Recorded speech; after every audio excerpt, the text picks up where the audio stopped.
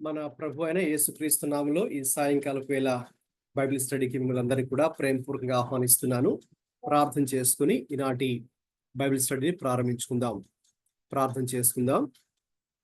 ప్రేమగల తండ్రి, మహాపరిశుద్ధుడా, ప్రభువా, మీ మహాకృపను బట్టి ఈ సాయంకాలపు వేళ మీ యొక్క పాద సన్నిధిలో కూర్చొని మీ యొక్క ప్రశస్తమైనటువంటి, విలువైనటువంటి, నిత్యమైనటువంటి ప్రభువా మీ యొక్క వాక్యమును ధ్యానిస్తూ ఉండగా, ప్రియ పరిశుద్ధ ఆత్మదేవుడా, మీరే మా అందరికీ పరమ బోధకుడిగా ఉండి ప్రభువా, ఈ దినమున మేము మీ యొక్క లేఖనములలో నుండి నేర్చుకోవలసినటువంటి లోతైన సత్యములను, ఆత్మీయ సత్యములను, ప్రశస్తమైనటువంటి విషయాలను నేర్చుకోవడానికి మీరే మా యొక్క హృదయాలను తెరవమని ప్రార్థన చేస్తూ ఉన్నాం. నాయనా, మరి యొక్క సమయాన్ని మీ యొక్క హస్తాలకు అప్పగిస్తూ ఉన్నాను. ఎవరైతే మీ ఏర్పాటులో, మీ చిత్తములో, మీ ప్రణాళికలో, మీ ఉద్దేశంలో ఉన్నారో బిడ్డలందరూ కూడా అయ్యా మరి ఇందులో పాల్గొని అయ్యా మీ యొక్క లేఖనములను ధ్యానం చేస్తూ అందులో ఉన్న గొప్ప దీవెన ఆశీర్వాదాన్ని మేమందరూ కూడా పొందుకోవడానికి మీరే కృప చూపించమని ప్రార్థన చేస్తున్నాను. అయ్యా మరి ఎటువంటి ఇబ్బందులు లేకుండా, ఎటువంటి సాంకేతిక సమస్యలు, టెక్నికల్ ప్రాబ్లమ్స్ కూడా రాకుండా నాయన మరి మీరే మాకు తోడుగా ఉండి ఈ యొక్క బైబిల్ స్టడీ ప్రారంభం నుండి అంతం వరకు మీరే మాకు తోడుగా ఉండి నడిపించి సహాయం దయచేయమని నజరుడైనటువంటి యేసుక్రీస్తు వారి పరిశుద్ధమైన నామములో ప్రార్థిస్తూ వేడుకొనుచున్నాము తండ్రి. ఆమేన్, ఆమేన్. మరి మనం యేసుక్రీస్తు ప్రభు యొక్క జీవితాన్ని, ఆయన చెప్పిన బోధలను, అలాగే ఆయన చేసిన పరిచర్యను మనం ధ్యానం చేస్తున్నాం. మరి అందులో భాగంగా చివరి భాగంలో మనందరం ఉన్నాం కాబట్టి ఈ దినాన్న యేసుక్రీస్తు ప్రభు వారు చేసినటువంటి పరిచర్యలో భాగంగా ఒక ప్రాముఖ్యమైనటువంటి అంశాన్ని మీతో పంచుకోవాలని ఆశిస్తూ ఉన్నాను. యేసుక్రీస్తు ప్రభు వారు తన శిష్యుల మధ్య చేసినటువంటి పరిచర్యను మరి ఈ రోజున మరి మనము ధ్యానం చేసుకోబోతున్నాం. యేసుక్రీస్తు ప్రభు వారు తన శిష్యుల మధ్య జరిగించినటువంటి పరిచర్య, ఆయన అనేక వ్యక్తుల మధ్య ఆయన పరిచర్య చేశారు. ఈ స్లైడ్ లో మీరు చూస్తున్నట్టుగా ఆయన ట్యాక్స్ కలెక్టర్స్ మధ్య, అలాగే పేద ప్రజల మధ్య, స్త్రీల మధ్య, అన్యజనుల మధ్య, పాపులు లేక వ్యభిచారంలో ఉన్నటువంటి వారి మధ్య, అలాగే మరి సమాజం నుండి బయటకు బహిష్కరించబడినటువంటి వారు, కుష్ఠరోగులు, ఆనాటి సమాజంలో ఉన్నవారు, అలాగే అనారోగ్యంతో ఉన్నటువంటి వారు, అలాగే శిష్యులు, అలాగే చిన్న పిల్లలు, అలాగే ఆనాడు సమాజాన్ని పరిపాలించిన పరిపాలకులు కానీ లేక మత నాయకులు కానీ, ఇలాగ మనం చెప్పుకుంటూ వెళ్తే ఇంకా అనేక రకాల ప్రజల మధ్య, అంటే ఒక మాటలో చెప్పాలంటే ఏ ఒక్కరిని కూడా ఆయన విడవకుండా ఆయన ప్రతి ఒక్కరి యొద్దకు వెళ్ళి ఆయన దేవుని ప్రేమను చూపించి, దేవుని రాజ్య సువార్తను ప్రకటించి ఆనాడు మరి తప్పిపోయినటువంటి సమాజాన్ని మరి ఆయన క్రీస్తు చెంతకు, దేవుని చెంతకు ఆయన నడిపించిన వ్యక్తిగా మనం చూస్తూ ఉన్నాం. కాబట్టి మరి అది చాలా ప్రాముఖ్యమైన విషయం. అందులో భాగంగానే మరి ఈ దినాన్న మరి యేసుక్రీస్తు ప్రభు మరి శిష్యుల మధ్య జరిగించినటువంటి పరిచర్యను ఈరోజు మరి మనము ధ్యానం చేసుకోబోతున్నాం.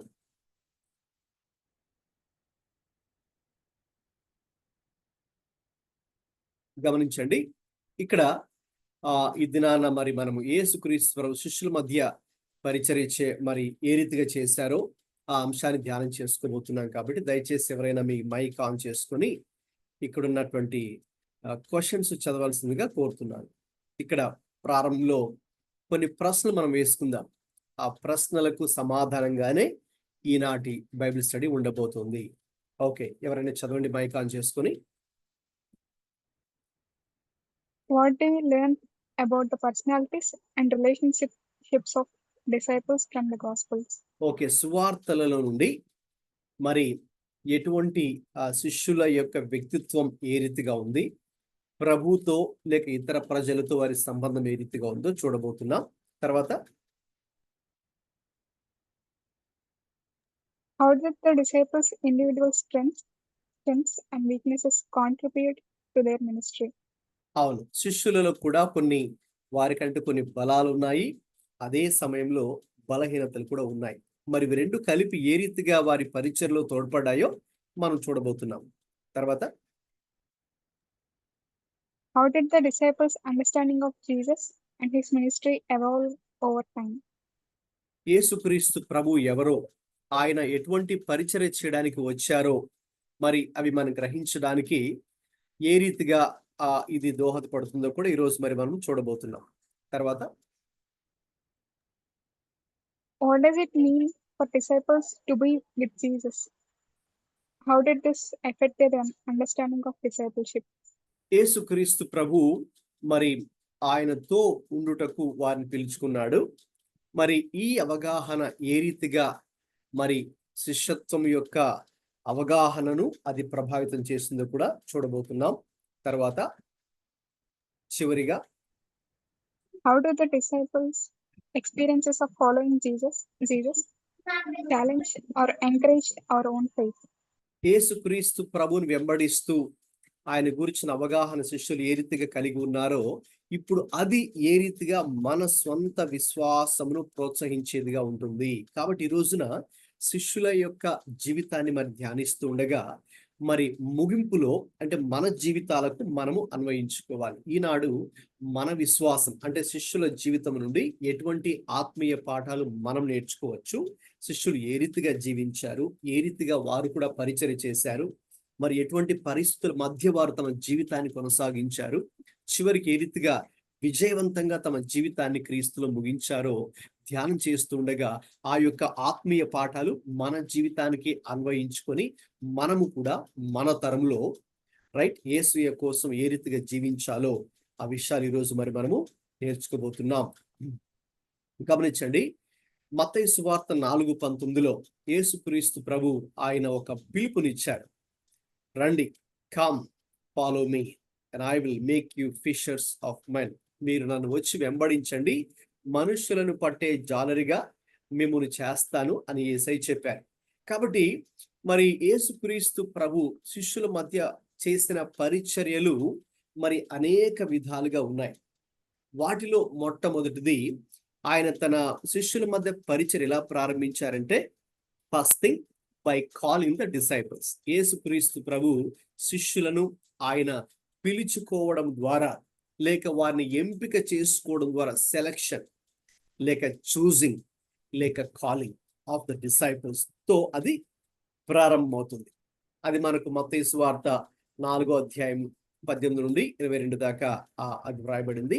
ఇది తర్వాత మనం చాలా డీటెయిల్ గా ఇప్పుడే ఈరోజు మరి మనం ధ్యానం చేసుకోబోతున్నాం. అక్కడ ఆయన కొంతమంది శిష్యులను పిలిచినట్టుగా మనం చూస్తున్నాం. అప్పుడు వారు ఏం చేశారు, మొత్తం అన్ని కూడా విడిచిపెట్టి వారు చేసే పనులు, ఆ వలలు, దోణెలు అన్ని విడిచిపెట్టి యేసుక్రీస్తుని వారు వెంబడించారు. మరి అది that is the beginning of the disciple training. శిష్యులనుగా తర్ఫీదు చేయుటలో యేసయ్య ప్రారంభించిన మొదటి పరిచర్య అది. ఇక రెండవది మనం చూస్తే టీచింగ్ త్రూ పారబుల్స్, ఉపమానముల ద్వారా బోధన. యేసయ్య మార్కు సువార్త 4:33-34 దాకా మనం చూస్తే ఆయన అనేక ఉపమానములను ఉపయోగించి ఈ అంశం గురించి మీకు ముందే టీచ్ చేశాను, గుర్తుందండి? ఎవరైతే రెగ్యులర్ గా మన బైబిల్ స్టడీ అటెండ్ అవుతున్నారో మనం కొన్ని వారాలే ఉపమానములు, పారబుల్స్ అనే టాపిక్ తీసుకొని మరి దాని అర్థం ఏంటి, లేక బైబిల్లో ముఖ్యంగా 4 సువార్తల్లో ఎటువంటి ఉపమానములు ప్రభు చెప్పారు, మరి వాటి ఆత్మీయ అర్థాలు ఏంటి అనేవి మనము కొన్ని వారాలు అధ్యయనం చేశాం. సో యేసుక్రీస్తు ప్రభు మరి శిష్యులకు అనేక ఉపమాన రీతిగా తెలియచేసి వాటి యొక్క ఆత్మీయ అర్థాన్ని ఆయన వారికి తెలియచేసి వారిని ప్రోత్సహించినట్టుగా లేక దేవుని గూర్చిన సంగతులను, లోతైన సంగతులు వారు తెలుసుకునేట్టుగా యేసుక్రీస్తు ప్రభు వారికి బోధించారు. కాబట్టి మొట్టమొదటిగా యేసయ్య వారిని పిలుచుకున్నాడు, వారిని ఎంపిక చేసుకున్నాడు. రెండవదిగా పిలుచుకున్నటువంటి వారికి ఆయన బోధించాడు, టీచింగ్ చేశారు. సుమారు 3.5 సంవత్సరాల పాటు ఆయన వారికి దేవుని రాజ్యపు సంగతులను ఆయన బోధించారు. ఇక మూడవదిగా యేసయ్య పరిచర్య శిష్యుల మధ్య గమనిస్తే ఎలా ఉంది అంటే డెమాన్స్ట్రేషన్ ఆఫ్ సర్వెంట్ లీడర్షిప్. అంటే ఒక సేవకుడిగా ఉంటూ సేవ చేస్తూ నాయకుడిగా ఎలా ఉండాలో దాన్ని ఆయన చేసి చూపించాడు. అది చాలా ప్రాముఖ్యమైన విషయం. యోహాను సువార్త 13వ మొదటి 17 వచనాల్లో యేసుక్రీస్తు ప్రభువారు వారి పాదములు కడుగుట ద్వారా ఆయన ఒక విషయాన్ని తెలియచేశారు. మనందరూ కూడా మన జీవితాల్లో తగ్గింపును మనం కలిగి ఉండాలి. అలాగే ఇతరులకు సేవ చేసే మనస్సు మనకు ఉండాలి. అంటే మనము సేవ చేయించుకోవడం కాదు, కానీ ఇతరులకు మనమే సేవ చేసేవారిగా ఉండాలి అన్నది యేసయ్య యొక్క ఉద్దేశం. అందుకే do as I have done for you, నేను మీకు ఏదైతే చేశానో. ఆ రోజు యేసయ్య శిష్యుల పాదాలు కడుగుట ద్వారా ఒక ఆత్మీయ పాఠాన్ని బోధించారు. ఏంటి ఆత్మీయ పాఠం? నేను ఏ రీతిగా మీ యొక్క పాదములు కడిగానో ఆ రీతిగా మీరు కూడా ఇతరుల పాదములు కడగండి. అంటే అక్షరాల మరి కడగమనే ఉద్దేశం కాదు, కానీ దాని వెనక ఉన్న ఉద్దేశం ఏంటంటే ఆ రీతిగా ఇతరుల ఎడల మీరు తగ్గింపును అలాగే సేవా స్వభావాన్ని కలిగి జీవించండి అని అర్థం. కాబట్టి ఆయన శిష్యులను పిలుచుకున్నాడు, వారికి బోధించాడు. అలాగే సేవ చేసే మనస్సు, తగ్గింపు జీవితం ఏ రీతిగా ఉండాలో దాన్ని ఆయనే తన జీవితం ద్వారా చూపించడం జరిగింది. ఇక 4వదిగా శిష్యుల మధ్య యేసయ్య పరిచర్య ఎలా చేశారు అంటే, మరి లూకాసు వార్త 9వ అధ్యాయము మొదటి 6 వచనాలు చూస్తే, ఆయన వారందరినీ కూడా పిలుచుకున్న తర్వాత, ఇక ఇదిగో నేను మీకు శక్తిని ఇస్తూ ఉన్నాను, నేను మీకు బలాన్ని ఇస్తూ ఉన్నాను, నేను మీకు జ్ఞానం ఇస్తూ ఉన్నాను, నేను మిమ్మల్ని అభిషేకిస్తూ ఉన్నాను. ఇక మీరు వెళ్ళి నా సువార్తను ప్రకటించి, అలాగే మరి అనేక మందిని స్వస్థపరిచి, ఎవరైతే దురాత్మల చేత పీడించబడుతూ ఉన్నారో వారికి కూడా విడుదలను అనుగ్రహించాలి అని. అంటే అక్కడ సువార్త ప్రకటన, స్వస్థపరచుట, అలాగే మరి ప్రజలను విడిపించేటటువంటి దురాత్మ శక్తుల నుంచి విడిపించేటటువంటి ఒక పరిచర్య ఆయన వారికి అప్పగించడం జరిగింది. కాబట్టి ఆయన తన శక్తిని వారికి ఇచ్చి, వారికి అధికారాన్ని కూడా ఆయన ఇస్తూ వారిని మరి సేవలోకి పంపించడం జరిగింది. లేక అనేక ప్రాంతాలకు వారిని పంపించడం కూడా జరిగింది. ఇక 5వదిగా గమనించండి, శిష్యులలో కూడా ఎన్నో లోపాలు ఉన్నాయి. నేను ఒక అంశాన్ని కూడా ఈరోజు డీటెయిల్గా మీతో పంచుకోబోతున్నాను. వారిలో చాలా బలహీనతలు ఉన్నాయి, లోపాలు ఉన్నాయి, అవలక్షణాలు ఉన్నాయి. వాళ్ళేమి పర్ఫెక్ట్ ఏమీ కాదు. కాబట్టి ఎప్పుడైతే యేసయ్య వారిలో ఏదైనా ఒక బలహీనత, ఒక అవలక్షణం, అంటే ఒక చెడు లక్షణం, అలాగే క్రైస్తవులుగా దేవుని రాజ్యంలో చేరిన వారికి ఉండకూడని లక్షణాలు వారిలో కూడా ఉన్నాయి. అయితే వాటిని ఆయన ఏం చేశాడు? హి రిబ్యూక్డ్ అండ్ హి కరెక్టెడ్. ఆయన వారిని గద్దించాడు, సరిచేశాడు. కాబట్టి శిష్యులను కేవలము పిలుచుకోవడం మాత్రమే కాదు, అలాగే వారికి బోధించడం మాత్రమే కాదు, అలాగే వారికి ఆయన అధికారం ఇచ్చి మరి పరిచర్యకు పంపించడం మాత్రమే కాదండి. యేసయ్య శిష్యుల మధ్య ఎటువంటి పరిచర్య చేశారంటే, ఇది కూడా ఒక విధమైన పరిచర్య, ఇది కూడా చాలా ప్రభావవంతమైన పరిచర్య. ఎందుకంటే that was needed for them. అది వాళ్ళకి అవసరం. ఎందుకంటే వాళ్ళు కూడా ప్రభు దగ్గరకు వచ్చి, వాళ్ళు కూడా సామాన్యమైన మనుషులే. యేసయ్య వారిని పిలిచినప్పుడు వాళ్ళు సాధారణమైన మనుషులు. వాళ్ళు చాలా మంది వాళ్ళు చేపలు పట్టుకునేవారు, మత్స్యకారులు, ఫిషర్మెన్, అలాగే సుంకాన్ని వసూలు చేసేవారు, ట్యాక్స్ కలెక్టర్. ఇంకా ఆ రీతిగా సామాన్యమైన పనులు చేసుకునే వారే. కాబట్టి వాళ్ళేమి గొప్పవారు ఏమీ కాదు, లేకపోతే వాళ్ళేమి అంత పర్ఫెక్ట్ కాదు, వాళ్ళేమి గొప్ప నీతిమంతులు, భక్తి పరులు అని కూడా కాదు. అయితే యేసయ్య వారిని పిలుచుకొని వారి యొక్క ప్రతి ఒక్క బలహీనతలను సరిచేయడం జరిగింది, వారి యొక్క లోపాలను సరిచేయడం జరిగింది. So correction is part of discipleship. శిష్యత్వంలో ఒక వ్యక్తిని మనము సరిచేయడం కూడా జరుగుతుంది. ఎందుకంటే తద్వారా వారికి లేక వారిలో ఒక మంచి గుణము ఏర్పడుతుంది. అది మన గోల్ అండి. అల్టిమేట్లీ మనం ఒక మంచి క్యారెక్టర్ని మనం సంపాదించుకోవాలి. ఆ క్యారెక్టర్ని సంపాదించుకోవాలి అంటే మరి అందులో యేసయ్య మరి మనలో ఉన్నటువంటి లోపాలను కానీ, బలహీనతలను కానీ, అవలక్షణాలను కానీ ఆయన మరి వాటిని సరిచేయాల్సిందే. అది కూడా యేసయ్య చేశారు. అలాగే 6వదిగా యేసయ్య శిష్యుల మధ్య చేసిన పరిచర్యలో ప్రార్థన మరియు దేవునితో సన్నిహిత సహవాసం చాలా ప్రాముఖ్యమైనది. ఒకవేళ రాసుకుంటున్న వాళ్ళు ఈ పాయింట్స్ అన్ని కూడా మీరు రాసుకోవచ్చు. అక్కడ స్లైడ్ మీద మీరు చూస్తున్న రెఫరెన్సెస్ కూడా మీరు నోట్ చేసుకోండి. తర్వాత అంటే నేను అన్ని వాక్య భాగాలు చదివించడానికి ఇక్కడ మనకు అంత టైం ఉండదు కదా, కాబట్టి కొన్ని ప్రాముఖ్యమైనవి మాత్రమే నేను ఇక్కడ చదివిస్తాను, వాటిని వివరిస్తాను. అయితే మిగతావి మీరు దయచేసి మీ ఫ్రీ టైంలో వాటిని ప్రార్థనాపూర్వకంగా ధ్యానించవలసిందిగా కోరుతున్నాను. లూకాసు వార్త 11వ అధ్యాయము అలాగే మార్క్ 1:35లో ఆయనే స్వయంగా ప్రార్థనా జీవితము అనే ఒక మాదిరిని కలిగి ఉన్నారు. అంత మాత్రమే కాకుండా శిష్యులకు కూడా అదే ప్రార్థన జీవితం గురించి ఆయన బోధించారు. ఎలాగ ప్రార్థన చేయాలో కూడా ఆయన ఒక మాదిరి చూపించారు. దానిని మనము ప్రభువు నేర్పిన ప్రార్థన అని పిలుస్తాం, లేక పరలోకపు ప్రార్థన అని కూడా మనం దాన్ని పిలుస్తాం. దీని గురించి కూడా మీకు ఇంతకుముందు జరిగిన బైబిల్ క్లాస్లో చాలా డీటెయిల్డ్గా వివరించడం జరిగింది. యేసయ్య బోధలు అనే అంశంలో గుర్తుందండి మీకు, రెగ్యులర్గా అటెండ్ అవుతున్న వాళ్ళకి మీకు తెలుసు. యేసుక్రీస్తు బోధించినటువంటి ఆ బోధనలు అనే అంశంలో మీకు దాన్ని డీటెయిల్గా బోధించడం జరిగింది, ప్రభువు నేర్పిన ప్రార్థన గురించి. ఇక్కడ ఆయన వ్యక్తిగతంగా దేవునితో ఒక వ్యక్తి ఎటువంటి సహవాసం కలిగి ఉండాలి, ఆ సహవాసం కూడా లేక ఆ సంబంధం కూడా సన్నిహిత సహవాసం, అంటే క్లోజ్ రిలేషన్షిప్, లేక దాన్నే మనము ఇంటిమసీ లేక ఇంటిమేట్ రిలేషన్షిప్ అని అంటారు. కాబట్టి ప్రభుతో మరి అటువంటి సన్నిహిత సహవాసం మనం కలిగి ఉండాలి. అది చాలా ప్రాముఖ్యమైనది అని యేసయ్య శిష్యులకు తర్ఫీదు ఇస్తున్నప్పుడు, వారికి ట్రైనింగ్ ఇస్తున్నప్పుడు అనేక సార్లు వారికి ఆయన ఈ విషయం గురించి చెప్పడం జరిగింది.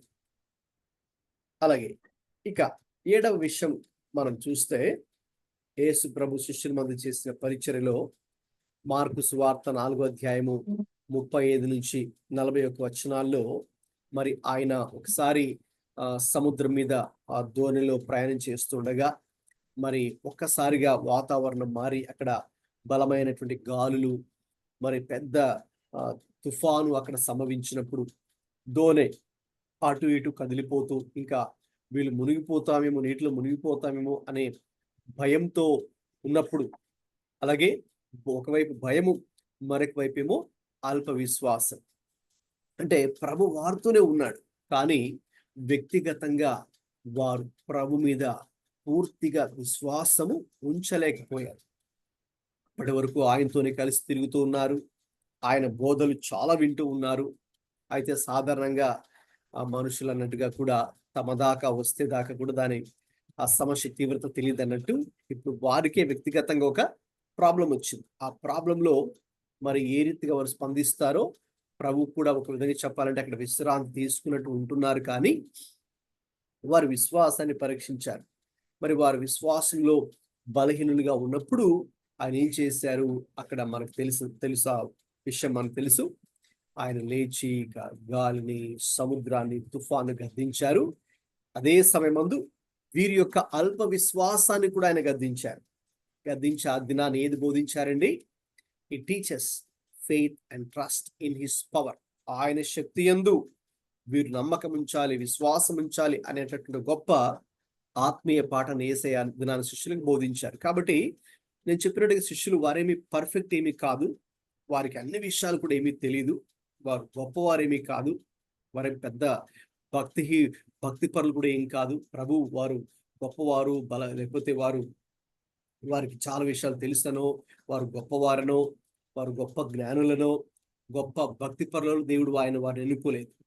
రైట్, వారిలో కూడా బలహీనతలు, లోపాలు, అవలక్షణాలు ఉన్నాయి. అయితే ప్రభు మరి వాటిని చూచిన ప్రతిసారి కూడా మరి వారిని ఆయన ప్రేమతోనే ఆయన వారిని గద్దించి సరిచేయడం జరిగింది. సరిచేస్తూ ఏ విషయాల్లో వారు సరిచేసుకోవాలో, ఏ విషయాలు వారు నేర్చుకోవాలో, ఏ విషయాల్లో ఇంకా వారు అభివృద్ధి చెందాలో ఆ విషయాల్ని ప్రభు వారికి బోధించారు. ఇక్కడ 7వ విషయంగా చూస్తే encouraging faith in the midst of the storms. తుఫానుల మధ్యలో కూడా మనం ఏ రీతిగా ప్రభు యందు విశ్వాసం ఉంచి స్థిరముగా నిలకడగా ఉండాలో యేసయ్య ఆ విషయాన్ని వాళ్ళకి బోధించడం జరిగింది. తర్వాత 8వ సందర్భం యేసయ్య శిష్యుల మధ్య చేసిన పరిచర్యలు మనం చూస్తే, పునరుద్ధానము చెందిన తర్వాత కూడా మరి శిష్యులు ముఖ్యంగా ఒక విధంగా చెప్పాలంటే ఆ శిష్యుల బృందానికి లీడర్గా, నాయకుడిగా వ్యవహరిస్తున్నటువంటి పేతురు మరి ఆయన ఏం చేస్తారంటే, ఇక యేసు ప్రభు చనిపోయారు. దాని తర్వాత వీళ్ళంతా కూడా భయంతో మరి యెరూషలేములో అక్కడ వాళ్ళు మరి దూరంగా ఉండి మరి తలుపులు వేసుకొని భయంతో అక్కడ ఉంటున్నారు. ఇక తర్వాత అంటే యూదులు మరి వాళ్ళని కూడా చంపివేస్తారేమో భయాన్ని వారు కూడా కలిగి ఉన్నారు. తర్వాత మరి వారు విశ్వాసం కూడా తగ్గిపోతుంది. కాబట్టి పేతురు ఇంకా అనుకున్నాడు, ఇంకా మరి ఆయన చనిపోయారు కాబట్టి ఇంకా మరి మన పరిస్థితి ఏంటి, మనకి ఇక జీవనాధారం ఏంటి, కాబట్టి మనం మళ్ళీ ఇంకా చేపలు పట్టుకోవడానికి వెళ్ళాలి అన్నట్టుగా ఆయన ఒక విధంగా విశ్వాసాన్ని కోల్పోయిన స్థితిలో, అంటే బ్యాక్ స్లైడింగ్ కండిషన్ లో ఉన్నప్పుడు కూడా ప్రభు అతనికి ప్రత్యక్షమై అతనితో మాట్లాడి తిరిగి మళ్ళీ అతనికి గొప్ప విశ్వాసాన్ని పేతురులో కలిగి చేశాడు. దేవుని చిత్తమైతే మనం ఈ సందర్భాన్ని నేను చివరిలో మీతో చాలా డీటెయిల్డ్ గా కూడా పంచుకోవాలని ఇది నాన్న కోరుతున్నాను. కాబట్టి ఇక్కడ పునరుత్థానం తర్వాత కూడా ఏ రీతిగా ప్రభు శిష్యుల మధ్య పరిచయం చేశారో అది మనకు అర్థమవుతుంది.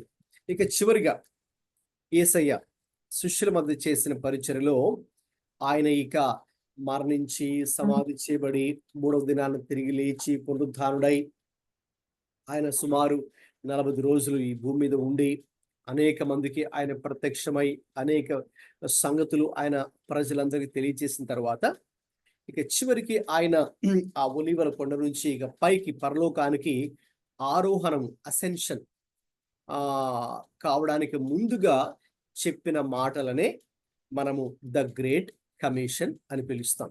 అంటే గొప్ప ఆజ్ఞ లేక ప్రధాన ఆజ్ఞ. అది మనకు మత్తయి సువార్త 28వ అధ్యాయము 18 నుంచి 20 దాకా అక్కడ మనకుంది. ఆయన ఏం చెప్పారు? మీరు సర్వలోకమునకు మీరు వెళ్ళి సర్వ సృష్టికి సువార్తను ప్రకటించండి. అలాగే మీరు తండ్రి, కుమార, పరిశుద్ధాత్మ నామములో బాప్తిస్మం ఇవ్వండి. అలాగే నా వలన మీరు ఏ సంగతులు నేర్చుకున్నారో వాటి ఇతరులకు కూడా మీరు బోధించండి. ఇదిగో యుగ సమాప్తి వరకు నేను మీకు తోడై ఉన్నాను అని ఆయన చెప్పడం జరిగింది. కాబట్టి దీన్ని మరి మనము యేసయ్య ఇచ్చినటువంటి గొప్ప లేక ప్రధానమైన ఆజ్ఞగా మనం చూస్తాం. కాబట్టి ఆ దినాన్న ఆయన పరలోకానికి ఎక్కి వెళ్ళకముందు, ఆరోహణం కాకముందు శిష్యులకు ఇచ్చినటువంటి ప్రధానమైన ఆజ్ఞ, వారితో ఆయన చివరిగా చెప్పినటువంటి మాటలు. రైట్. ఇక దాని తర్వాత మనం చూస్తాం ఏ రీతిగా అపోస్తలులు అందరు కూడా ఇక ప్రభు సేవను కొనసాగించారో మనకు ఆ విషయాలు అర్థమవుతున్నాయి. కాబట్టి యేసయ్య చేసిన పరిచర్య, మరి ముఖ్యంగా శిష్యుల మధ్య చేసిన పరిచర్య, ఇది చాలా చాలా ప్రాముఖ్యం. ఎందుకంటే ఎందుకు ప్రాముఖ్యమైనది చెప్తున్నారంటే, ఆ యేసయ్య తరువాత మరి పరిచర్య ఎవరు చేశారండి? యేసయ్య తర్వాత మరి ప్రజలకు, ప్రపంచానికి ఈ దేవుని రాజ్య సువార్త ఎవరు ప్రకటించారు? లేక యేసయ్య తర్వాత అటువంటి స్వస్థత కార్యాలు ఎవరు చేశారు? యేసయ్య తర్వాత ఆ రీతిగా దేవుని రాజ్యాన్ని ప్రజల్లోకి ఎవరు తీసుకుని వెళ్ళారు అంటే మరి శిష్యులు మాత్రమే కదండి. అందుకే యేసుక్రీస్తు ప్రభు ఆయన ఎన్నుకున్నటువంటి ఆ శిష్యులకు ఆయన ఎంతో సమయాన్ని వారికి కేటాయించి వారి కోసం నిత్యము ప్రార్థన చేస్తూ, అలాగే వారి దేవుని సంగతులను ఆయన వారికి తెలియచేస్తూ, మరి వారిని ఒక విధంగా చెప్పాలంటే ఒక చక్కటి ట్రైనింగ్ వారికి ఆయన ఇవ్వడం జరిగింది. కాబట్టి శిష్యుల మధ్య యేసయ్య చేసిన పరిచర్య చాలా గొప్పది. ఇప్పుడు మరి ఈ 9 సంఘటనలు మరి మనము వీటిలో నేను కొన్ని మాత్రమే 1 లేదా 2 సన్నివేశాలు తీసుకొని మరి మనము ఆ వాక్య భాగాలు చదువుకొని కొంచెం లోతుల్లోకి మనం వెళ్ళి కొంచెం డీపర్ లెవెల్ బైబిల్ స్టడీ చేయాలని ఈ రోజున ఆశిస్తున్నాను. శిష్యుల మధ్య ఆయన చేసిన పరిచర్య చాలా గొప్పది కాబట్టి మరి అందులో భాగంగా మరి మొదట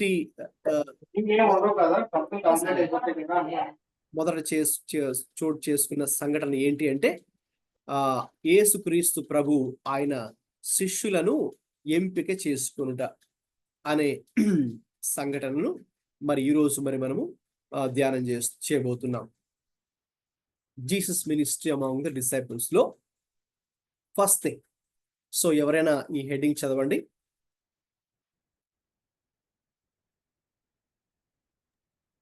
మీరు చూస్తారు. Jesus ministry among the disciples. Choosing of the 12.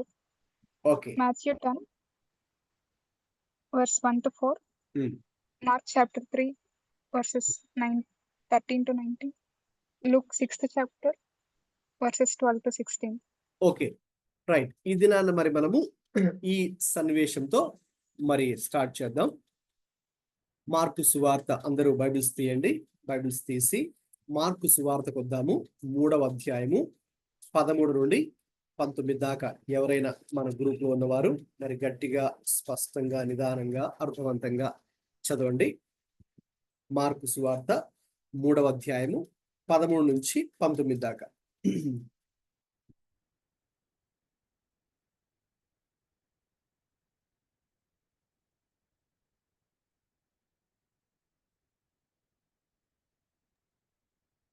ఈ సమయంలో యోహాను చేత బాప్తిస్మము అది పొందుటకు కాదమ్మా, మార్కు సువార్త 3వ అధ్యాయము 13 నుండి 19 దాకా. తెలుగు అయినా ఇంగ్లీష్ అయినా పర్లేదు. ఆయన కొండే తనకిష్టమైన వారు వారు ఆయన ఎద్దకు వచ్చిరి. కాగా వారు తనతో కూడా ఉండినట్లును దెయ్యములను వెళ్ళగొట్టు అధికారం గలవారై సువార్త ప్రకటించుటకును వారిని పంపవలనని ఆయన 12 మందిని నియమించెను. వారెవరనగా, ఆయన పేతురను పేరు పెట్టిన సీమోను, జెబెదయి కుమారుడగు యాకోబు, అతని సహోదరుడగు యోహాను, వీరిద్దరికి ఆయన బోయనెర్గెసు అని పేరు పెట్టెను. బోయనెర్గెసు అనగా ఉరిమేడు వారని అర్థము. ఆంద్రేయ, ఫిలిప్పు, బెర్తలోమయి, మత్తయి, తోమా, ఆల్ఫయి కుమారుడగు యాకోబు, తద్దయి, కానానీయుడైన సీమోను, ఆయనను అప్పగించిన ఇస్కరియోతు యూదా అనువారు. Okay, right. మరి యేసుక్రీస్తు ప్రభు తన పరిచర్య ప్రారంభ దశలో చేసిన పని ఏంటి అంటే, ఆయన 12 శిష్యులని ఎన్నుకోవడం. The selection of the choosing of the 12 disciples. అది చాలా ప్రాముఖ్యం. ఎందుకంటే ఆయన చేయబోయే పని, ఆయన ఎందుకైతే ఈ భూమి మీదకి వచ్చారో మరి ఆ ఉద్దేశాన్ని దగ్గరగా ఉండి అర్థం చేసుకొని, తర్వాత ఆయన తర్వాత కూడా అదే పని, అదే దేవుని రాజ్య సువార్త, the gospel of the Kingdom of God, లేక దేవుని రాజ్యపు పని, గాస్పల్, కింగ్డమ్ వర్క్ అనేది కొనసాగాలి. కాబట్టి ఆయన ఎప్పుడైతే తన బహిరంగ సేవ ప్రారంభించాడో మరి ఈ యొక్క 12 శిష్యులను కూడా ఆయన ఎన్నుకోవడం జరిగింది. మనం చదువుకున్న ఈ వాక్య భాగంలో ముఖ్యంగా మీరు 14, 15 వచనాలు గమనిస్తే, దయచేసి మరొకసారి ఆ 2 వచనాలు చదవండి. Verse 14 and 15.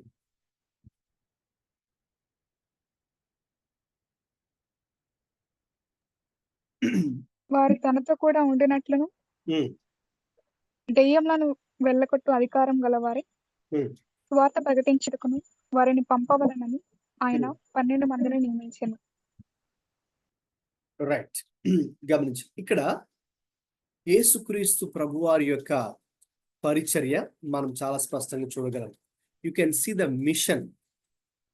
Okay, the mission అన్నప్పుడు ఒక టాస్క్ కదండి, ఒక టాస్క్ అన్నమాట. గవర్నమెంట్ వాళ్ళు మరి రీసెంట్ గా మన సెంట్రల్ గవర్నమెంట్ వాళ్ళు పాకిస్తాన్ మీద యుద్ధాన్ని ప్రకటించాలన్నప్పుడు వాళ్ళు ఒక మిషన్, దానికి ఒక మిషన్ ఒక పేరు పెట్టారు. రైట్. తర్వాత ఇప్పుడు ఇరాన్లో యుద్ధం జరుగుతుంది కాబట్టి ఇస్రాయల్ ఇరాన్ మధ్య అక్కడ ఇరుక్కుపోయినటువంటి మన ఇండియన్ స్టూడెంట్స్ కొంతమంది ఉన్నారట. సో వాళ్ళని తీసుకురావడానికి వాళ్ళు ఒక మిషన్, ఓకే, అదొక మిషన్ గా తీసుకొని దానికి ఒక పేరు పెట్టి ఆ యొక్క పనిలో వాళ్ళు ఇప్పుడు నిమగ్నమై ఉన్నారు. సో అలాగా ద మిషన్ అన్నప్పుడు అది ఒక స్పెషల్ టాస్క్ అన్నమాట. Okay, special task, task force police special task force అంట కదండి, STF. ఎస్, మన ఇండియా సెంట్రల్ గవర్నమెంట్ లో కూడా ఈ పోలీస్ సెక్యూరిటీ డిపార్ట్మెంట్ లో అది కూడా ఒక వింగ్ అన్నమాట. స్పెషల్ టాస్క్ ఫోర్స్ అంటారు, STF. అంటే ఏదైనా ఒక ఎమర్జెన్సీ సిచ్యువేషన్ వచ్చినప్పుడు వాళ్ళని అలా రిజర్వ్ లో పెట్టి సడన్ గా ఎదిగో పలానా చోటు మీరు వెళ్ళాలి, వెళ్ళి ఆ పని మీరు చేయాలి అని గవర్నమెంట్ వాళ్ళకి ఆదేశాలు ఇస్తుంది. ఇంకా వాళ్ళకి ఇంక వేరే ఏ పని ఉండదు, ఎందుకంటే వాళ్ళు ఒక ప్రత్యేకమైన పని నిమిత్తమై వాళ్ళు అక్కడికి పంపబడుతూ ఉన్నారు. కాబట్టి వాళ్ళు ఇంకా ఆ పని మీదే ఉండాలి, ఇంకా వాళ్ళకి ఇంకే పని కూడా లేదు. That was their machine.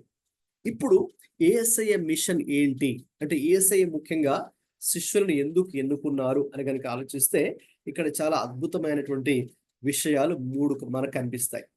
3 పనులు, like you can see 3 tasks we can say. Okay, అందులో డిసైపుల్షిప్, డిక్లరేషన్, డెమాన్స్ట్రేషన్ అనే 3 విషయాలు ఇక్కడ మనం చూడొచ్చు.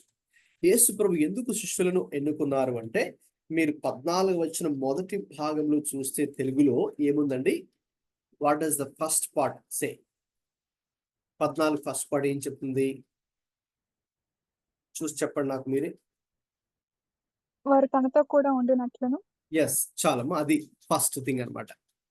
యేసు ప్రభు ఎందుకు శిష్యులను ఎన్నుకున్నారు అంటే, వారు తనతో కూడా ఉండునట్లును. తనతో కూడా ఉండునట్లును అంటే దాని అర్థం, వారు ఆయనతో సహవాసము చేయుట కొరకు, వారు ఆయనతో ఒక వ్యక్తిగత సంబంధం కలిగి ఉండుట కొరకు ఆయన శిష్యులను ఎన్నుకున్నారు.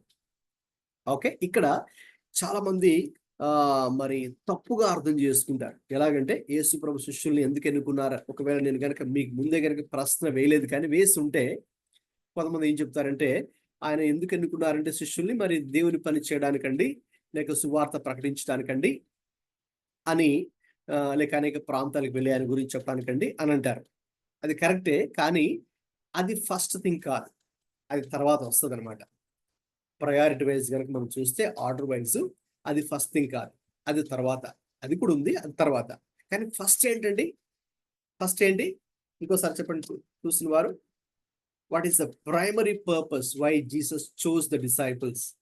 యేసుక్రీస్తు ప్రభు శిష్యులను ఎన్నుకొనుటలో ప్రాధాన్యమైన పని, మరి కారణం ఏంటి, ఉద్దేశం ఏంటి? వారు తనతో కూడా ఉండునట్లును, right, so that they should be with him.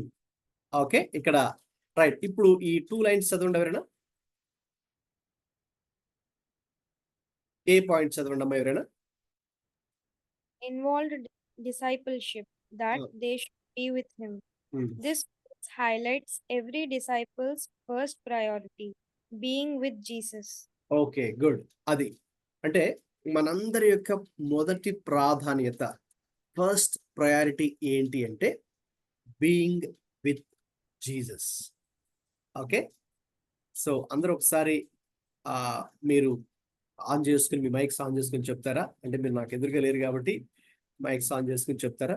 Being with Jesus అనే వర్డ్స్ చెప్పండి. Being with Jesus. ఓకే, మిగతా వాళ్ళు చెప్పలేదు, మిగతా వాళ్ళు చెప్పండి అందరూ ఒకసారి.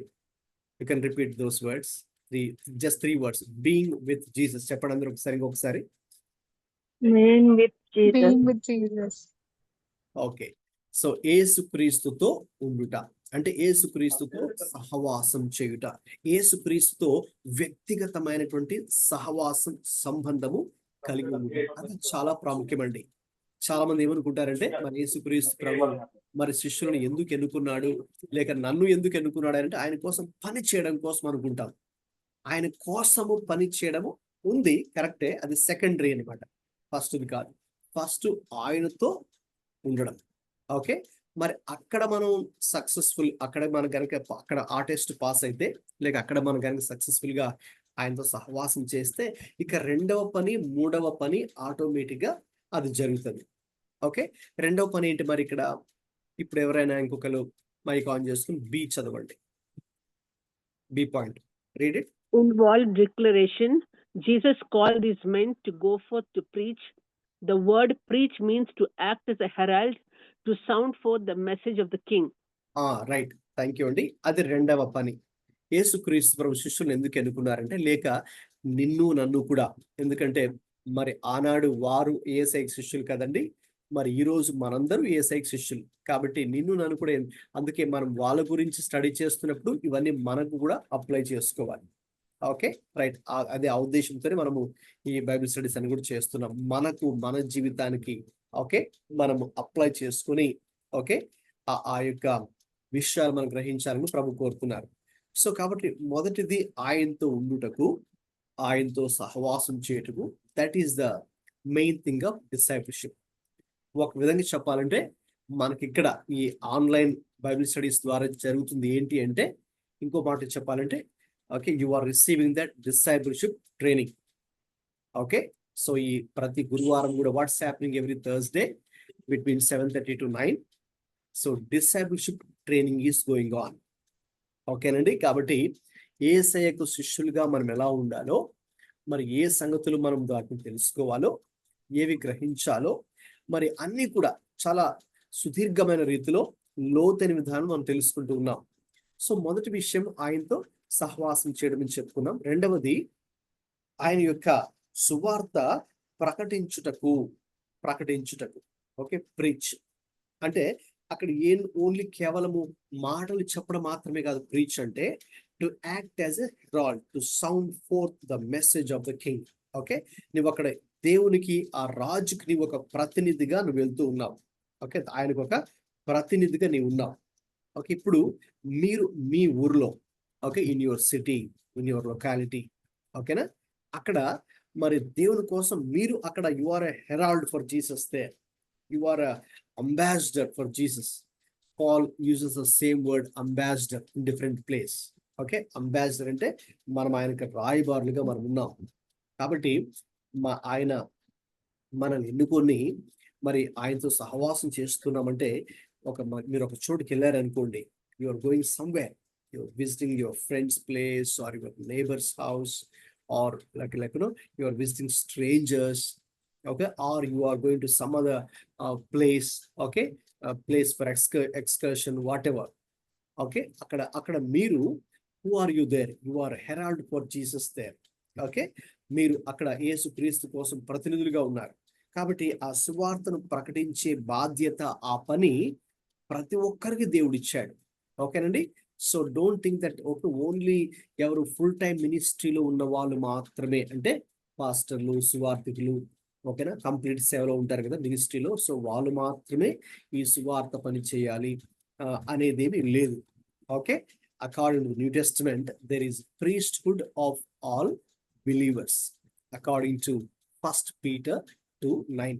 1 పేతురు 2:9 ప్రకారం యేసయ్య రక్షణ పొందిన ప్రతి ఒక్కరిని కూడా యాజకులనుగా, రాజులైన యాజకులనుగా ఆయన నియమించాడు. సో కాబట్టి ఒక పాత నిబంధనలో ఒక యాజకుడు చేసే పని, ఓకే, పాత నిబంధనలో ఫుల్ టైం ప్రీస్ట్ చేసే పని ఇప్పుడు క్రొత్త నిబంధన కాలంలో every believer is suppose to be doing. Okay, అర్థమవుతుంది కదండి. కావాలంటే ఆ లైన్ మీరు అక్కడక్కడ ఈ విషయాలు కొన్ని వ్రాసుకుంటూ కూడా ఉండండి. పాత నిబంధనలో ఒక ప్రధాన యాజకుడు, లేవి గోత్రంలో ఆ దినాల్లో మరి అన్ని గోత్రాల వాళ్ళు కూడా దేవుని సేవ చేయడానికి వాళ్ళకి అనుమతి లేదు. ఓకే, అది కూడా వాస్తవంగా అయితే దేవుడు అందరినీ మరి దేవుడు సేవ చేయాలని కోరుకున్నాడు. ఓకే, ఎప్పుడైతే వారిని ఎన్నుకొని ఐగుప్తులో నుంచి వారు నడిపించాడు, కానీ అందరూ కూడా మిగతా వాళ్ళు దేవుని యొక్క ఆజ్ఞలను ప్రకారంగా జీవించలేకపోయారు. రైట్, వారు పాపం చేశారు. కేవలం లేవి గోత్రికులు మాత్రమే దేవునికి భయపడి, దేవుని ఆజ్ఞలకు లోబడి వారు మాత్రమే తమను తాము ప్రత్యేకించుకుని పరిశుద్ధులుగా జీవించారు. కాబట్టే ఇక దేవుడు ఏం చేశాడు, నిర్గమకాండం 32వ అధ్యాయం నుంచి ఇక కేవలం ఆ లేవి గోత్రికులు మాత్రమే, ద ట్రైబ్ ఆఫ్ లివాయ్, వారు మాత్రమే ఆయన సేవ చేయాలని ఆయన కోరుకున్నాడు. ఓకే, వాస్తవంగా అయితే ఆయన ఆశ ఓన్లీ ఆ గోత్రికులు మాత్రమే చేయాలి కాదు, అందరూ ఆయన ప్రజలందరూ. అయితే దేవునికి స్తోత్రం, ఎందుకంటే ఆయన కోరిక మళ్ళీ నెరవేరింది కొంతకాలానికి. ఎప్పుడు నెరవేరిందంటే యేసుక్రీస్తు ద్వారా మళ్ళీ ఆ కోరిక నెరవేరిందని చెప్పొచ్చు మనం. 1 పేతురు 2:9 చదివినప్పుడు దేవుడు ప్రతి ఒక్కరిని కూడా ఆయన రాజులైన యాజక సమూహము గాను, ఆయన సొత్తైన ప్రజలు గాను, పరిశుద్ధ జనాంగము గాను, ఆయన ఏర్పరచబడిన వంశము గాను మనల్ని ఎన్నుకున్నాడు. కాబట్టి ఇప్పుడు మనందరూ కూడా ఆయన మరి సేవ చేయవలసిన వారు మాత్రమే. ఓకే, కేవలము ఓకే వారు మాత్రమే కాకపోతే ఎఫెసీ పత్రిక 4వ అధ్యాయం 12 నుంచి 14 వచనాల ప్రకారం చూస్తే దేవుడు ప్రత్యేకముగా ఎక్స్క్లూజివ్ గా కొందరిని అపోస్తలులుగా, కొందరిని ప్రవక్తలుగా, కొందరిని ఉపదేశకులుగా, కొందరిని బోధకులుగా, కొందరిని సువార్థికులుగా ఆయన పిలుచుకున్నాడు. We call it 5-fold ministry. Ephesians chapter 4:12-14 లో అది ఉంటుంది. ఓకే, అది కాకుండా కొంచెం రెఫరెన్స్ చెప్పరా? ఎఫెసియన్స్ 4:12-14 అండి. Thank you. సో ఆ ఎక్స్క్లూజివ్ ఆఫీస్, ఆ ప్రత్యేకమైన రెస్పాన్సిబిలిటీ దేవుడు కొందరికి ఇచ్చాడు కానీ but everyone God he's selected to be the royal priesthood. So కాబట్టి అందుకే అన్నాను, ఆ రాయల్ ప్రీస్ట్హుడ్ అన్నప్పుడు you are a herald. Okay, తర్వాత to sound forth the message of the king, ఇక్కడ మీరు చూస్తున్నారు స్లైడ్ మీద. కాబట్టి మనము రెండవదిగా ఆయన యొక్క రాజ్య సువార్తను మరి మనం ప్రకటించాలి అనే ఉద్దేశంతో ప్రభు శిష్యులు ఎంపిక చేసుకున్నారు.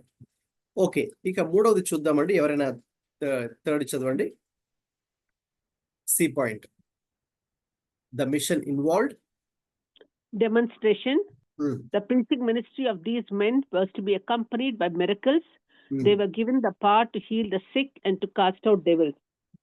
ఓకే, మరి మూడవదిగా మరి ప్రభు ఎందుకు శిష్యులు ఎన్నుకున్నారంటే, మొదటిగా వారు ఆయనతో ఉంటూ మరి ఆయనతో సహవాసం చేస్తూ వ్యక్తిగతంగా అసలు ఆయన ఎవరో, అంతే కదండి. ఇప్పుడు మీరు ఒకరి కోసం పని చేయాలంటే వాళ్ళు ఎవరో మీకు తెలియాలి కదా. తెలియకుండా మనము కొత్త వాళ్ళకి అంటే స్ట్రేంజర్స్ మనం పని చేయలేం కదా. సో కాబట్టి ఆయన కోసం మీరు పని చేయాలి అంటే అసలు ఆయన ఎవరో తెలుసుకోవాలి. అందుకే మొదటి ప్రాధాన్యత ఆయన గురించి తెలుసుకోవడం, ఆయనతో ఉండడం, సహవాసం చేయడం. తర్వాత ఆయన సువార్తను ప్రకటించడం. ఇక తర్వాత మరి ఆయన సువార్త ప్రకటిస్తూ ఉండగా మరి దేవుడే తన మహాకృపను బట్టి తన ఆత్మ ద్వారా కొన్ని అద్భుతాలు దేవుడు జరిగిస్తాడు. అలాగే ఎవరైతే మరి అనారోగ్యంతో ఉంటారో దేవుడు వారికి స్వస్థతను అనుగ్రహిస్తాడు. అలాగే ఎవరైతే దురాత్మల చేత పీడించబడుతూ ఉంటారో మరి దేవుడు వారికి విడుదలను, డెలివరెన్స్ దేవుడు అనుగ్రహిస్తాడు. మరి ఇవన్నీ కూడా దేవుడు ఆ దినాన శిష్యుల ద్వారా దేవుడు జరిగించాడు. కాబట్టి ఆ దినాన మరి వారి ద్వారా జరిగించిన దేవుడు మరి ఈ దినాన్న నన్ను కూడా ఆయన శిష్యురాలుగా దేవుడు పిలుచుకున్నాడు. కాబట్టి దేవుడు మన ద్వారా కూడా జరిగించాలని ఆయన కోరుకుంటున్నారు. సో కాబట్టి మనకంటూ కూడా ఇప్పుడు ఒక మిషన్ ఉంది. Okay, you have a mission, I have a mission. ఏంటి? That mission involved these 3 things. This mission involved discipleship, declaration and demonstration.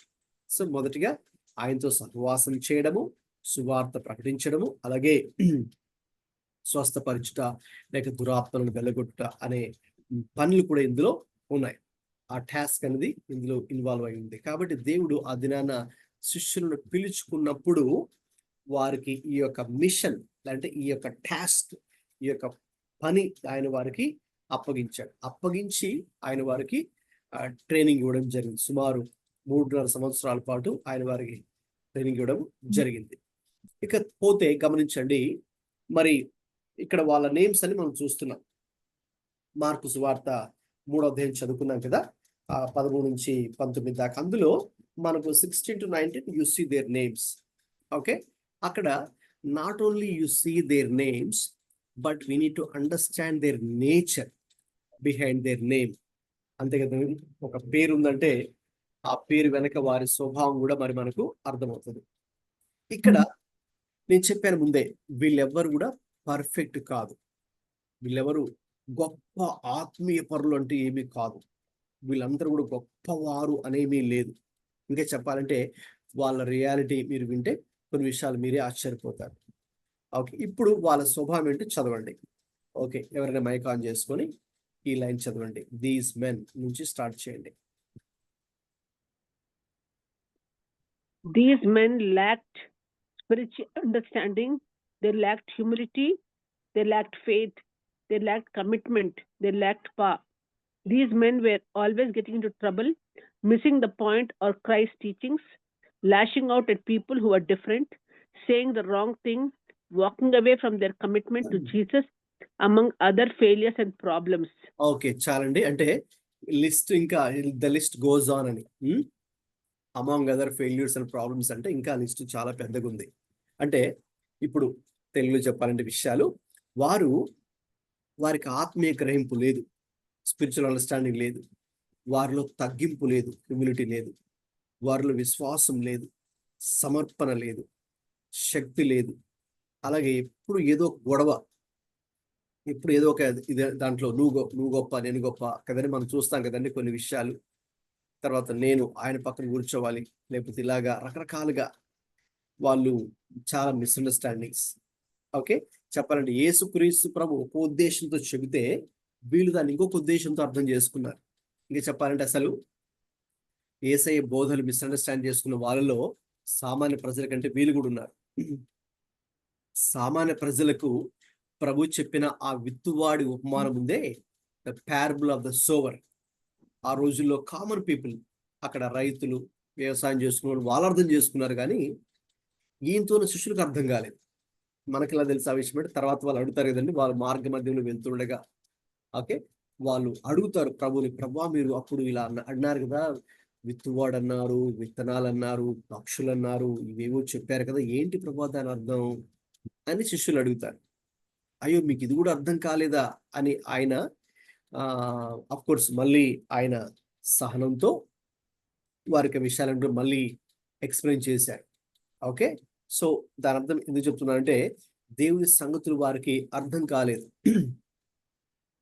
తర్వాత మరి రకరకాలుగా వాళ్ళు కొన్ని రాంగ్ థింగ్స్ కూడా చేశారు. వాళ్ళ కమిట్మెంట్ నుంచి వెనక్కి వెళ్ళిపోయారు. ఎంత పెద్ద ఫెయిల్యూర్ అంటే గమనించండి, పేతురు ఫెయిల్యూర్ మీకు తెలుసు కదండి. యేసయ్యను ఆ గెత్సెమనే తోట నుంచి బయటకు వచ్చిన తర్వాత ఇంకా ప్రధాన యాజకులు, సైనికులు వచ్చి పట్టుకున్నారు, అరెస్ట్ చేశారు. అరెస్ట్ చేసిన తర్వాత వెంటనే ఏం జరిగిందో మనకు తెలుసు. మరి ఆయన తీసుకెళ్తుండగా మరి వీళ్ళందరూ కూడా ఇంకా పారిపోవడం ప్రారంభించారు, శిష్యులు, 12 శిష్యులు కూడా. మరి వారు అప్పటిదాకా ప్రభువా మిమ్మల్ని ఎవరిని విడిచిపెట్టినా అసలు నేను మిమ్మల్ని విడిచిపెట్టను, నేను మీకు తోడుగా ఉంటాను కదండి, మీకు తెలుసు కదండి ఆ వాక్య భాగాలు, అందుకని అన్ని కూడా రెఫరెన్సెస్ చెప్పట్లేదు.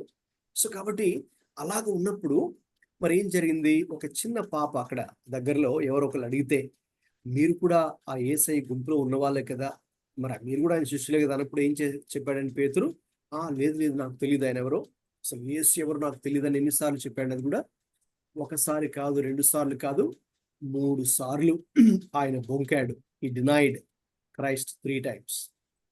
ఎంత పెద్ద ఫెయిల్యూర్ కదండి అది. అంటే అసలు యేసు ప్రభు ఎవరో నాకు తెలియదు అన్నట్టు. సో ఇంకా చాలా ఉన్నాయి. యేసయ్య మరి తన సిలువ గురించి మాట్లాడుతుంటే మరి పేతురు ఏమన్నాడు, ఇదే పేతురు కదండి, అంటే అందరికి నాయకుడిగా ఒక లీడర్గా వ్యవహరించినటువంటి పేతురే ఇంకొకసారి ఏమన్నాడంటే, ప్రభువా మీరు సిలువకి వెళ్ళడమా, అస్సలు వద్దు ప్రభువా, ఆ సిలువ మీకు దూరం అవును గాక అని అన్నాడు కదండి. వెంటనే ప్రభు ఏం చేశాడు, సాతానా నా వెనుక కొమ్మని గద్దించాడు పేతురు. అంటే పేతురులో ఉండి మాట్లాడినటువంటి సాతానుని యేసయ్య గద్దించాడు. సో దట్ మీన్స్ సాతానుకి ఇతడు అవకాశం ఇచ్చాడు పేతురు. ఓకే, మరి ఇలాంటివి చాలా ఉన్నాయి. అయితే ఇప్పుడు చదవండి ఈ లైన్, ఇన్ స్పైట్ ఆఫ్, ఇది చదవండి. In spite of their weakness, the Lord used these men to turn the word upside down for his glory. అవునండి, అంటే వీరిలో బలహీనతలు ఉన్నాయి, ఇప్పుడే చెప్పాను కొన్ని, వీరిలో లోపాలు ఉన్నాయి, కొన్ని అవలక్షణాలు ఉన్నాయి, ప్రభుని గురించి పూర్తి అవగాహన అసలు వీరికి లేదు. ప్రభు ఒకటి చెప్తుంటే వెళ్ళి ఇంకొకటి అర్థం చేసుకొని రకరకాలుగా అసలు ఆయన ఎందుకు ఈ భూమి మీదకి వచ్చారో ఆ ఉద్దేశాన్ని గ్రహించలేకపోయారు కదండి. ఒకసారి మరి రూపాంతర కొండ అనుభవం మీకు తెలుసు కదండి, మత్తయి సువార్త 17లో ఉంటుంది. ఇప్పుడు ఆ వాక్య భాగం తీయక్కర్లేదు, కానీ జస్ట్ మీరు గ్రహిస్తే చాలు. మరి అక్కడ ప్రభు మరి 3 శిష్యుల్ని, పేతుర్ని, యాకోబుని, యోహాన్ని వెంట పెట్టుకుని వెళ్ళి మరి ఒక్కసారిగా ఆయన రూపాంతరం చెందినప్పుడు వస్త్రాలు తెల్లగా ప్రకాశించడం జరుగుతుంది. ఆయన ముఖం కూడా మరి హిమము కంటే తెల్లగా, సూర్యుని కంటే ప్రకాశవంతంగా మరి మారినప్పుడు, మరి మోషే, ఏలియాలు అక్కడ ప్రత్యక్షమైనప్పుడు ఇక ఒక్కసారిగా ఇమోషనల్ గా ఫీల్ అయిపోయి పేతురు, ప్రభువా మీరు ఇక్కడే, మరి మీరు నాకు ఒక మాట చెప్పండి చాలు, నేను మీకు ఒక పర్ణశాల, మోషేకు ఒక పర్ణశాలను ఏలిక పర్ణశాల కట్టించేస్తాను, ఇక్కడే ఉండిపోదాం, మనం చాలా బాగుంది ఇక్కడ అన్నట్టుగా ఆయన మాట్లాడతాడు. అంటే అక్కడ ఏముంటదంటే అతను ఏం మాట్లాడుతున్నాడు కూడా తెలియకుండానే మాట్లాడాడు. తర్వాత మరి ప్రభు ఈ భూమి మీదకి వచ్చిన ఉద్దేశము అది కాదు. అందుకని ఆయన ఆ కొండ దిగుతూ మరి కొన్ని విషయాలు వాళ్ళకి చెప్పడం జరిగింది. సో కాబట్టి అలాగా there were so many weaknesses కదా. అయితే గొప్ప విషయం ఏంటంటే ఇదండి గొప్ప విషయం, in spite of their weaknesses, అంటే వారి బలహీనతలు ఉన్నప్పటికీ కూడా దేవుడు యేసయ్య ఈ ప్రపంచాన్ని తల్లకిందులు చేయడానికి వీరిని తన మహిమ కొరకు యేసయ్య వాడుకున్నాడు. అది గొప్ప విషయం కదండి. మనకు తెలుసు, తర్వాత మనం చదివితే అపోస్తుల కార్యాల్లో ఎంత గొప్పగా దేవుడు వారిని ఉపయోగించుకున్నాడో, వాడుకున్నాడో, వారి ద్వారా ఏ రీతిగా సువార్త మరి విస్తరించింది, మరి సంఘాలు కట్టబడ్డాయి, అనేక జీవితాలు మార్చబడ్డాయి, గొప్ప ఉద్యమం ఏ రీతిగా ప్రారంభించబడింది, ప్రజలు ఏ రీతిగా స్వస్థతలు విడుదలలు పొందుకున్నారో గొప్ప కార్యాలు జరిగి మనం చూస్తాం. Okay right. ఇప్పుడు ఈ ఎల్లో లైన్ అది చదవండి, ఎవరైనా మైక్ ఆన్ చేస్తారు. If he can use them, surely he can use too. That gives me hope today. Right. అంటే దేవుడు వారిని వాడుకున్నప్పుడు, వారిని ఆనాడు వాడుకున్నప్పుడు, ఈ రోజు దేవుడు నిన్ను నన్ను కూడా ఖచ్చితంగా వాడుకుంటాడు. దేవుని స్తోత్రం. Right. That is my hope today. ఈ రోజు నాకున్న ఒక నిరీక్షణ ఏంటంటే, లేక నీకు నిరీక్షణ కూడా అంతే, లేక మనకి అసలు ఏది నిరీక్షణ కలగ చేస్తుందంటే కూడా ఇదే, దేవుడు ఆ రోజున శిష్యుల్ని ఎన్నుకొని వారికి శక్తినిచ్చి బలాన్నిచ్చి వారిని పంపించినప్పుడు లోకంలోకి దేవుడు ఏ రీతిగా వారిని ఉపయోగించుకొని వారిని వాడుకొని వారి ద్వారా గొప్ప కార్యాలు దేవుని రాజ్యం కొరకు, ఆయన నామ ఘనత కొరకు, వారి మహిమ కోసం కాదు, లేక వారి గొప్పతనం కోసం కాదు, ఆయన రాజ్యం కట్టబడుట కొరకు, ఆయన మహిమ కొరకు దేవుడు ఎటువంటి గొప్ప కార్యం చేశాడో, ఈ రోజున మనకున్న నిరీక్షణ కూడా ఏంటి అంటే, మనల్ని కూడా దేవుడు ఆయన ఎన్నుకున్నాడు. మరి ఎన్నుకున్న మనల్ని ఆయన తర్ఫీదు చేస్తూ ఉన్నాడు, ట్రైనింగ్ ఇస్తూ ఉన్నాడు, మనతో కూడా ఆయన సంభాషిస్తూ ఉన్నాడు, మనతో కూడా ఆయన సహవాసం చేస్తూ ఉన్నాడు. అలాగే మన యొక్క తప్పులను కూడా ఆయన సరి చేస్తూ ఉన్నాడు. రైట్. ఆయన మనల్ని కూడా భరిస్తూ ఉన్నాడు. మరి అంతే కదండి, కష్టమే కొన్నిసార్లు మనల్ని ఆయన భరించడం, సహించడం అంటే కష్టమే. ఎందుకంటే మరి మనం అన్నిసార్లు కూడా ఆయన మాట వినేవారమా? కాదు కదండి. మన పర్సనాలిటీ అంటే, మన వ్యక్తిత్వం, మన నేచర్ ఏంటో, స్వభావం ఏంటో ఆయనకు తెలుసు. శిష్యులు ఏ రీతి ఇప్పుడు మనం వాళ్ళని ఇక్కడ జడ్జ్ చేయట్లేదు, కానీ సేమ్ అదే లక్షణాలు మనలో కూడా ఉన్నాయి కదండి. అదే బలహీనతలు, అవే లోపాలు, అవే అవలక్షణాలు మనలో కూడా ఉన్నాయి. మరి ప్రభు ఎలాగైతే వారిని భరించాడో మనల్ని కూడా ఆయన భరిస్తూ ఉన్నాడు, మనల్ని కూడా ఆయన సహిస్తూ ఉన్నాడు. అలాగే మనల్ని కూడా ఆయన ఒక యేసుక్రీస్తు యొక్క రూపములోనికి ఆయన మనల్ని కూడా మారుస్తూ ఉన్నారు. ఓకే. సో కాబట్టి మనకున్న ఒక నిరీక్షణ ఏంటంటే, దేవుడు వారిని ఆ రీతిగా ఆ రోజు ఉపయోగించుకున్నప్పుడు ఆయన రాజ్యాన్ని కట్టడం కోసం, ఆయన సువార్త పని చేయడం కోసం, మరి ఈ రోజున దేవుడు మనల్ని కూడా వాడుకోగలడు, మనల్ని కూడా ఉపయోగించుకోగలడు ఆయన మహిమ కొరకు. ఓకే, అది మన నిరీక్షణ అండి. తర్వాత ఒకసారి అందరూ మైక్ ఆన్ చేయండి. ఒకసారి అందరూ మైక్ ఆన్ చేసి ఒక్కసారి ఒక కొటేషన్ ఉంది, అది మనందరూ కూడా చదవాలి ఇప్పుడు. రైట్. ఒకసారి చదవండి కొటేషన్ అందరూ. God doesn't call the qualified, he qualifies the called. Okay, కొంతమంది చదవలేదు అనుకుంటున్నాను. కాబట్టి ఇప్పుడు అందరూ కూడా ఎవరైతే గ్రూప్ లో ఉన్నారో అందరూ మైక్స్ ఆన్ చేసుకొని, ఓకే, అందరూ ఒకేసారి చదువుదాం. 1 2 3 go. God doesn't call the qualified, he qualifies the called. Okay, ఇప్పుడు మీ మైక్స్ ఆఫ్ చేసుకోవచ్చు, పక్కన బ్యాక్గ్రౌండ్ నాయిస్ రాకుండా. మళ్ళీ నేను చెప్పినప్పుడు మీరు ఆన్ చేసుకోవచ్చు. ఓకే, సో దీని అర్థం చూస్తే కనుక, దేవుడు చూడండి ఆల్రెడీ క్వాలిఫికేషన్స్ ఉన్న వాళ్ళు, అర్హతలు యోగ్యతలు ఉన్న వారిని దేవుడు పిలవడు, కానీ ఆయన పిలుచుకున్న వారికి ఆయన క్వాలిఫికేషన్ ఇస్తాడు. ఆయన పిలుచుకున్న వారిని ఆయన సిద్ధపరుచుకుంటాడు.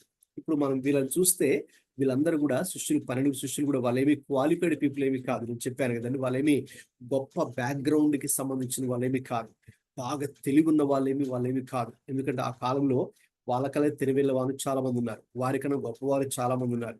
అయితే దేవుడు మరి ఆయన చిత్తంలో ఎవరైతే ఉన్నారో వారిని ఆయన పిలుచుకున్నాడు. మరి వాళ్ళంతా సామాన్యమైన ప్రజలు, సింపుల్ పీపుల్. ఇంకా చెప్పాలంటే వాళ్ళు ఎడ్యుకేటెడ్ ఏమి కాదు. ఓకే, అందుకే వాళ్ళు తర్వాత మనం చూస్తే చాలా మంది ఆశ్చర్యపోయారు. ముఖ్యంగా అపోస్తల కార్యాల్లో ఈ పేతురు, యోహానులు మరి ధైర్యంగా ఆ దేవాలయపు ప్రాంగణంలో యేసుక్రీస్తు గురించి బోధిస్తున్నప్పుడు సువార్త, అది కూడా గొప్ప వాళ్ళకి, చదువుకున్న వాళ్ళకి. వీళ్ళేమో చదువులేని వాళ్ళు. వీళ్ళ ఊరు ఇక్కడ చాలా మటుకు వీళ్ళంతా గల్లీయ ప్రాంతానికి చెందిన వాళ్ళు.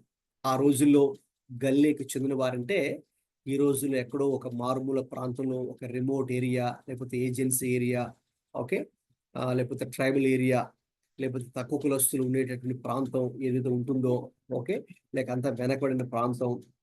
ఓకే, మనం కూడా ఈ రోజుల్లో కూడా అలా డిసైడ్ చేస్తాం.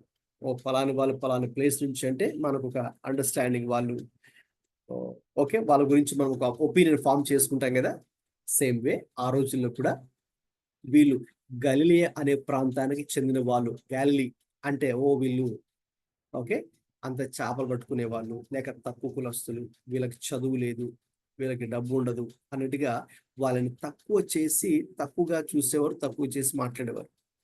అయితే దేవుడు ఏం చేశాడంటే అటువంటి గలిలీ నుంచి వచ్చినటువంటి వారిని యెరూషలేంకి తీసుకుని వచ్చి, యెరూషలేంలో ఎవరు ఉంటారంటే బాగా చదువుకున్న వాళ్ళు ఉంటారు, బాగా డబ్బున్న వాళ్ళు ఉంటారు, అధికారులు ఉన్న వాళ్ళు ఉంటారు.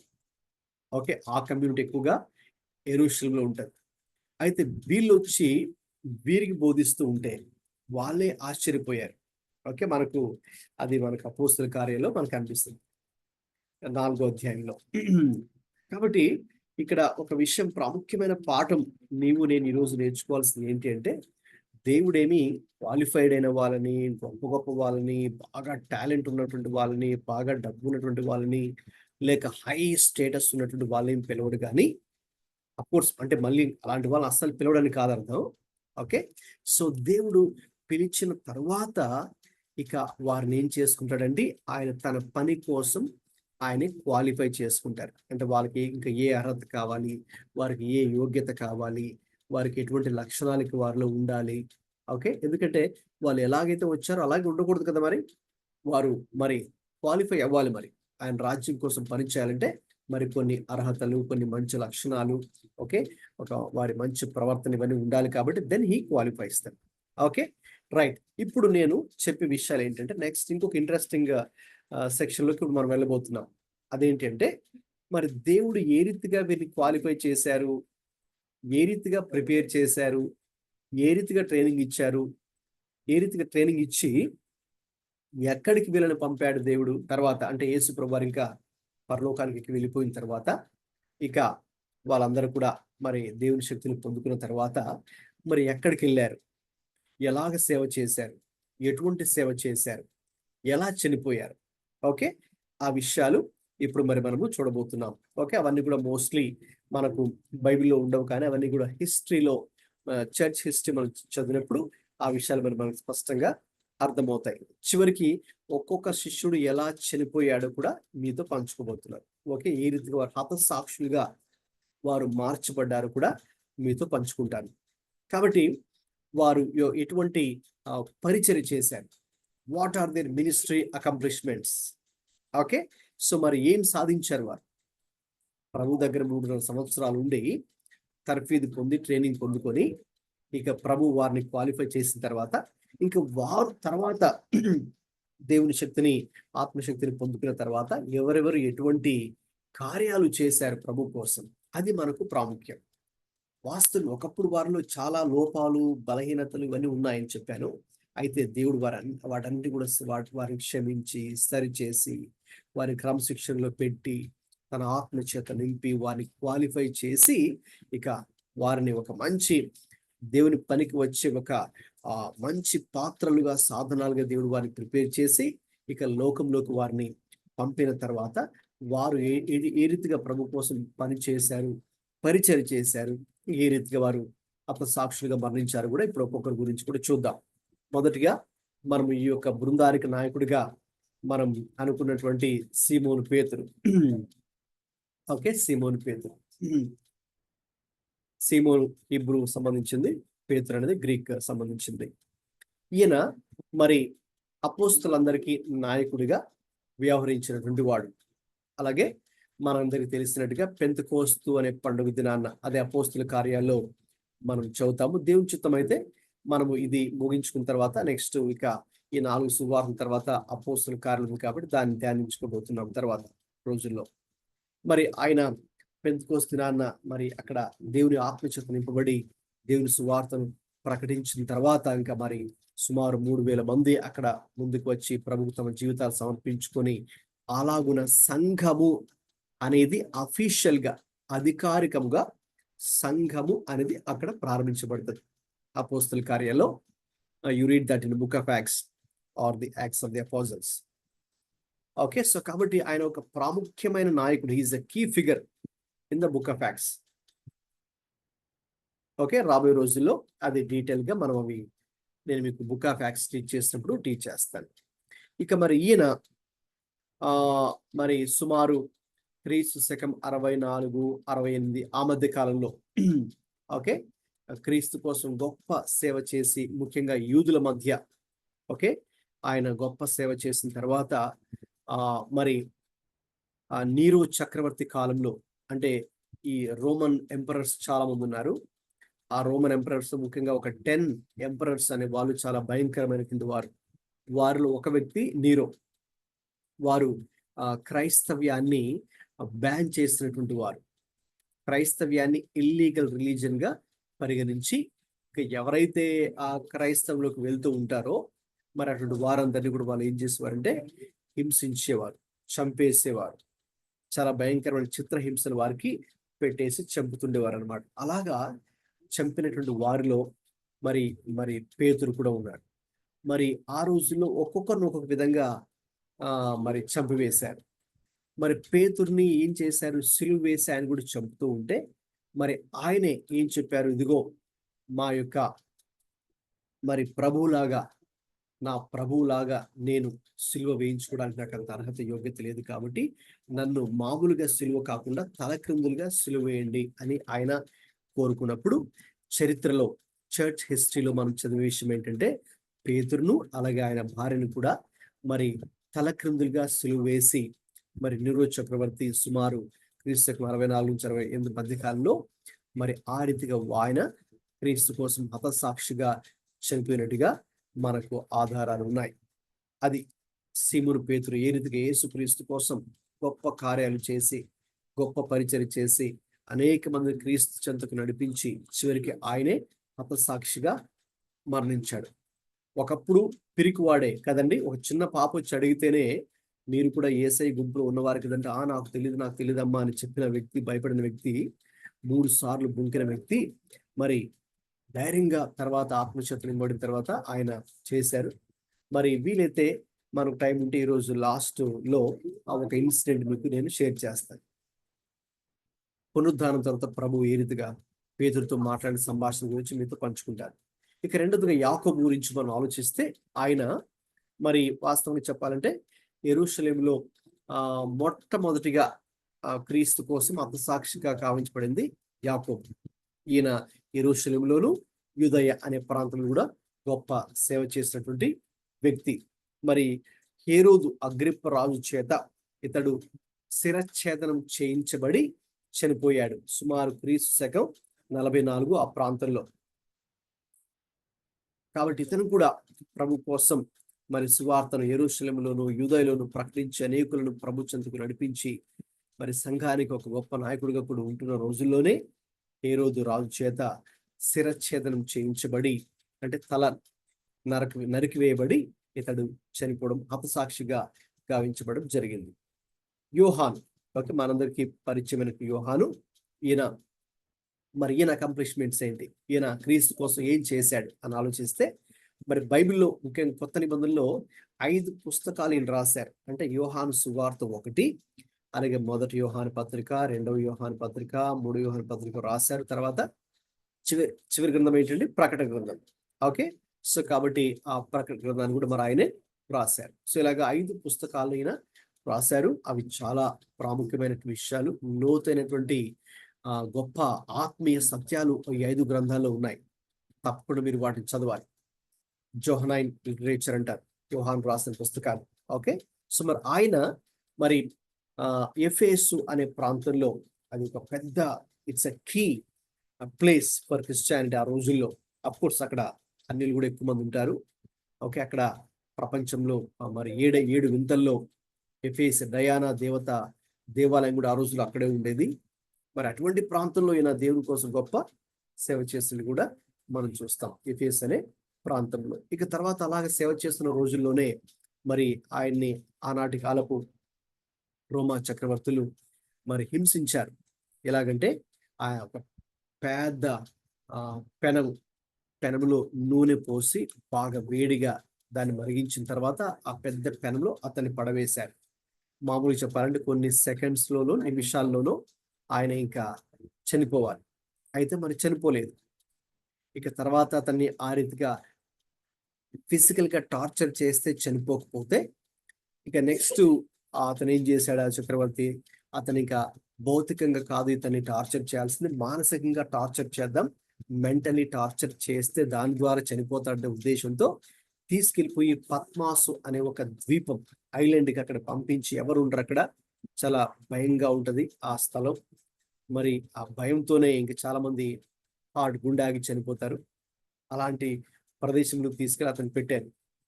అయితే అక్కడ కూడా అతను చనిపోలేదు.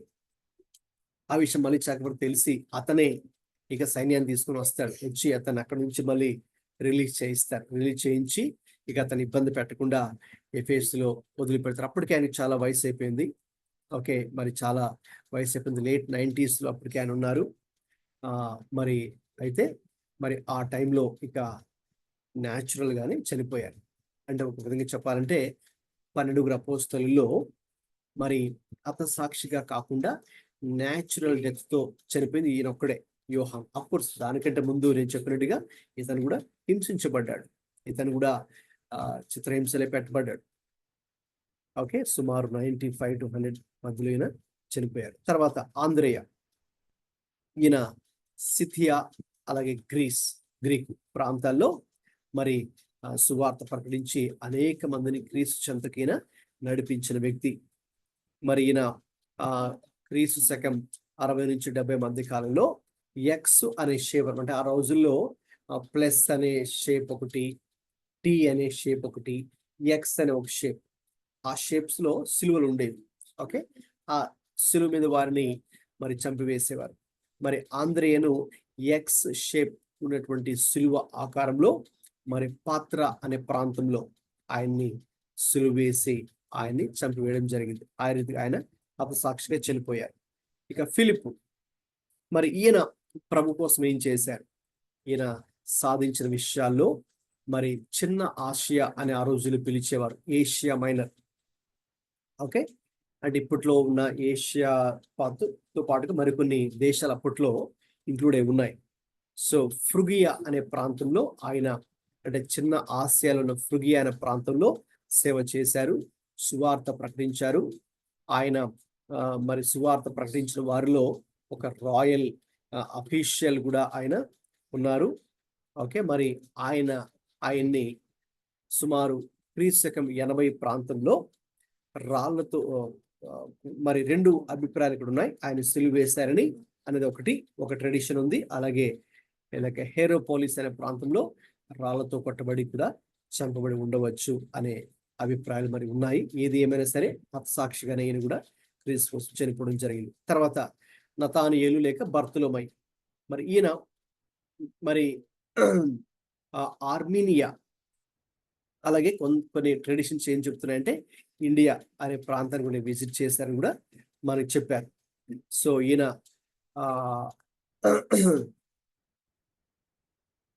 ఆర్మీనియా అనే ప్రాంతంలోనే చివరికి శిరఛేదనం చేయబడి, ఆయన చిత్రహింసలు చేయబడి అలాగే శిరఛేదనం చేయబడి సుమారు 68 ADలో ఆర్మీనియా అనే ప్రాంతంలో మరి ఈయన కూడా క్రీస్తు కోసం హతసాక్షిగా చనిపోయారు. తర్వాత లేవిగా పిలువబడినటువంటి మత్తయి. ఓకే, మనకు తెలుసు కదా, ఆయన సుంకపు గుర్తుదారుడు మత్తయి. సో మత్తయి సువార్త రాశాడు ఆయనే. ఈయన ఇథియోపియా అంటే అది ఆఫ్రికా, అలాగే పర్షియా, ఈ దేశాలకు ఈయన మిషనరీగా వెళ్ళాడు. ఇంకా చెప్పాలంటే ఒక్కొక్కరు ఒక్కొక్క మిషనరీగా వీళ్ళు మారిపోయారు. యేసుక్రీస్తు ప్రభు యొక్క శిలువ మరణము, పునరుద్ధానము, ఆరోహణం తర్వాత ఇక ఆ పెంతెకోస్తు దినమున పరిశుద్ధాత్మ శక్తిని పొందుకున్న తర్వాత వీళ్ళందరూ కూడా ఇక క్రీస్తు రాజ్యం కోసం ఒక్కొక్క స్థలానికి, ఒక్కొక్క ప్రాంతాన్ని దేవుడు నడిపించినట్టుగా వాళ్ళు మిషనరీస్ గా వెళ్ళిపోయారు. ఈయన మరి ఇథియోపియా, పర్షియా కంట్రీస్ లో మిషనరీగా ఆయన చేశారు. ఇక క్రీస్తు శకం 60 నుంచి 70 ప్రాంతంలో ఈయన బర్నింగ్ ద్వారా లేక స్టాబింగ్ ద్వారా ఇతను హతసాక్షిగా మరి చేయబడి క్రీస్తు కోసం చనిపోయాడని మనకి చరిత్ర తెలియజేస్తుంది. తర్వాత దిదుమ అనబడిన థామస్, రైట్, ఇతనే మనము డౌటింగ్ థామస్ అని పిలుస్తాం కదండి, అనుమానపు తోమా. ఓకే, మరి ఈయన కూడా చాలా బలహీనుడిగా ఉండేవాడే తన విశ్వాసం. కానీ ప్రభు కృపలో మరి పునరుత్థానము తర్వాత మరి ముఖ్యంగా ఇక అపోస్తల కార్యాల్లో దేవుని శక్తిని పొందుకున్న తర్వాత మరి ఆయన భారతదేశానికి, మన దేశానికి మిషనరీగా ఆయన వచ్చారు. సుమారు AD 52లో ఆయన వచ్చారు. 52లో వచ్చి 72లో చనిపోయారంటే 20 years, 20 సంవత్సరాలు ఇక్కడ ఉండి ఆయన గొప్ప పరిచయం చేశారు. కేరళలోను, తమిళనాడులోను. ఓకే, ఆయన మరి సువార్త ప్రకటించడం ద్వారా అనేక మంది, అప్పట్లో మరి కేరళలో, తమిళనాడులో ఆ బార్డర్లో నంబోదరి బ్రాహ్మణులు అని యాక్చువల్ చెప్పాలంటే హై క్యాస్ట్ వాళ్ళు ఉండేవారు. ఆ హై క్యాస్ట్ వాళ్ళు కూడా ఎక్కువ మంది మరి ఈయన ద్వారా సువార్తను అంగీకరించారు. దేవుడు ఈయన ద్వారా జరిగించిన ఆశ్చర్య కార్యాల ద్వారా వారు మార్చబడి అనేక మంది ప్రభు అంగీకరించారు. తర్వాత ఇక ఆయన ప్రారంభించబడినటువంటి సంఘానికే, చర్చికే ఇప్పటి వరకు కూడా మార్తోమా అనే చర్చ్ అంటారు. ఇప్పుడు కూడా ఉన్నారు, తమిళనాడులో ఉన్నారు, ముఖ్యంగా కేరళలో ఉంటారు.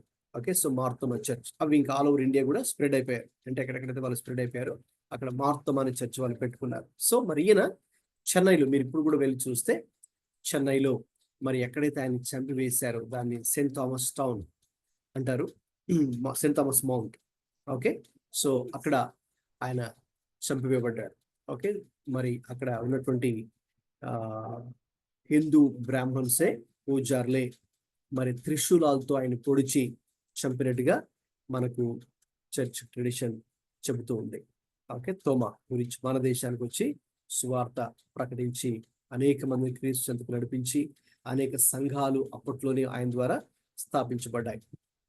ఇంకా యాకోబు, ఓకే, ఈయన మరి యెరూషలేము సంఘానికి నాయకుడిగా ఉండేవారు. They call it church council. ఆ చర్చ్ కౌన్సిల్కి ఈయన లీడర్గా ఉన్నారు. చాలా దేవుని కోసం నీతితో కూడిన జీవితాన్ని జీవించారు. ఇక క్రీస్తు 62లో ఆయన ఒక టెంపుల్ నుంచి కిందకి త్రోయబడి అతన్ని చంపివేశారు. ఆ రీతిగా ఆయన కూడా క్రీస్తు కోసం సాక్షిగా చంపివేయబడ్డాడు. తద్దయి లేక యూదా, మరి ఈయన మెసొపొటేమియా అలాగే పర్షియా అనే దేశాల్లో, ప్రాంతాల్లో కూడా ఈయన మిషనరీగా ఉండి సువార్త ప్రకటించారు, సంఘాలను స్థాపించారు. అలాగే మనకు యూదా పత్రిక ఉంది కదండి ప్రకటనకు ముందు. సో ఆ యూదా పత్రికను ఈయన వ్రాసారని చెబుతారు.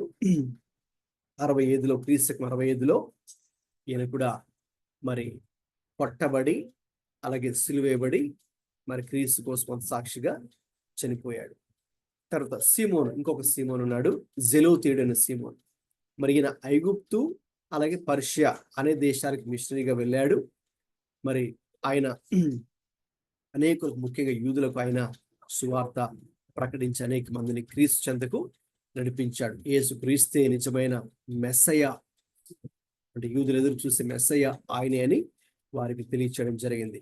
మరి ఈయన కూడా సుమారు క్రీస్తు 65 ప్రాంతంలో మరి సిలువేయబడ్డాడు అనే ఒక అభిప్రాయం ఉంది. లేదంటే రంపము చేత 2గా కోయబడి చనిపోయాడు, హతసాక్షి గావించబడ్డాడని కూడా మరి చరిత్రలో ఇతని గురించిన ఆధారాలు ఉన్నాయి.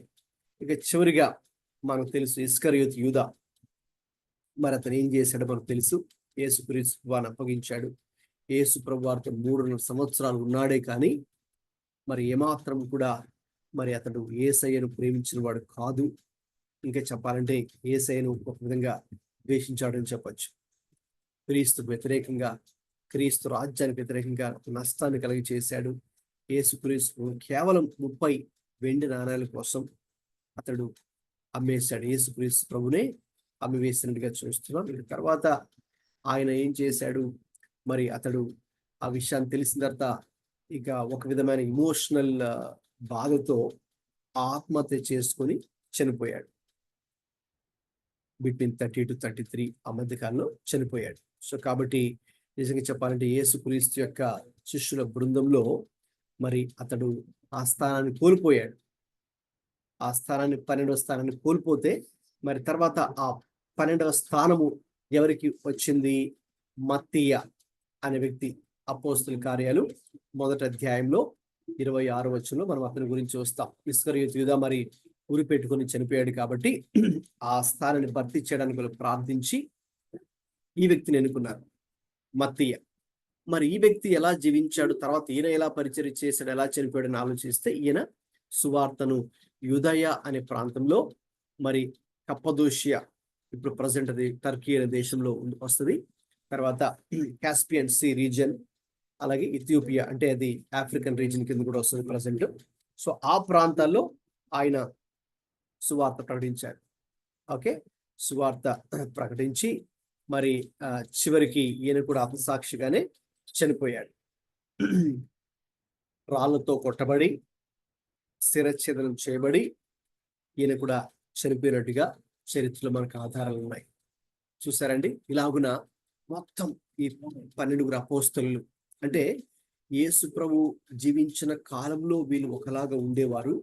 వారిలో చాలా బలహీనతలు, లోపాలు ఇవన్నీ ఉన్నాయి. అయితే ప్రభు వారిని క్షమించి వారిని సహిస్తూ వారిని కొన్నిసార్లు సరిచేస్తూ, ఓకే, ఇక వారిని at the end of that 3.5 years, okay, ఇంకా చెప్పాలంటే ఎప్పుడు కంప్లీషన్ అని మనం చూస్తే ఇక అపోస్తల కార్యాల్లో పెంతెకోస్తు దినాన పరిశుద్ధ ఆత్మశక్తి చేత వారందరూ కూడా నింపబడిన తర్వాత ఇక దేవుడు వారిని గొప్ప కార్యాలు చేశాడు. అప్పుడు ఇంకా వారి సమర్పణ స్థాయి మారిపోయింది, వారి ఆలోచన విధానమే మారిపోయింది, ఇక ప్రభుని గురించిన అవగాహన వారికి మారిపోయింది. ఇక ఆ దినాన దేవుని శక్తి చేత నింపబడి వారు దేవుని కోసం సమర్పించుకొని, నేను చెప్పాను కదండి, once upon time they were not qualified. Okay, they were not qualified. అయితే ప్రభు వారిని పీల్చుకున్న తర్వాత వారిని క్వాలిఫై చేసి సుమారు 3.5 సంవత్సరాలు వారికి ఏ యోగ్యతలు లేకపోతే ఏ లక్షణాలు లేకపోతే ఏ విషయాలు వారికి తెలియచేయాలో ప్రభు తెలియచేసి వారిని తన పరిచర్లో వాడుకున్నారు. That is how now we can say that God doesn't call the qualified, but he qualifies the called. ఈ రీతిగా ఆ 12 శిష్యులు వారిలో లోపాలు ఉన్నాయి, బలహీనతలు ఉన్నాయి. అయితే ప్రభువు వాటిని సరిచేసి తన రాజ్యం కోసం వారిని గొప్పగా వాడుకున్నారు కదండి. ఇంకా చెప్పాలంటే ఈరోజు మనం క్రైస్తవులు అయ్యామంటే దానికి కారణం ఎవరు? ఆయన 12 శిష్యుల్లో ఒక శిష్యుడు మన దేశానికి వచ్చారు. ఆయన పేరు ఏమని చెప్పానండి, చెప్పండి ఎవరైనా? థామస్. ఎప్పుడు వచ్చారని చెప్పాను మన ఇండియాకి? ఆయన AD 52. ఎస్, అంటే 1st centuryలోనే. ఇప్పుడు చెప్పండి మరి, మీరే కౌంట్ చేసి, మన దేశానికి క్రైస్తవ్యం ఎప్పుడు వచ్చింది? ఎన్ని సంవత్సరాల క్రితం వచ్చింది చెప్పండి? మ్యాథ్స్ బాగా వచ్చిన వాళ్ళు చెప్పండి మరి.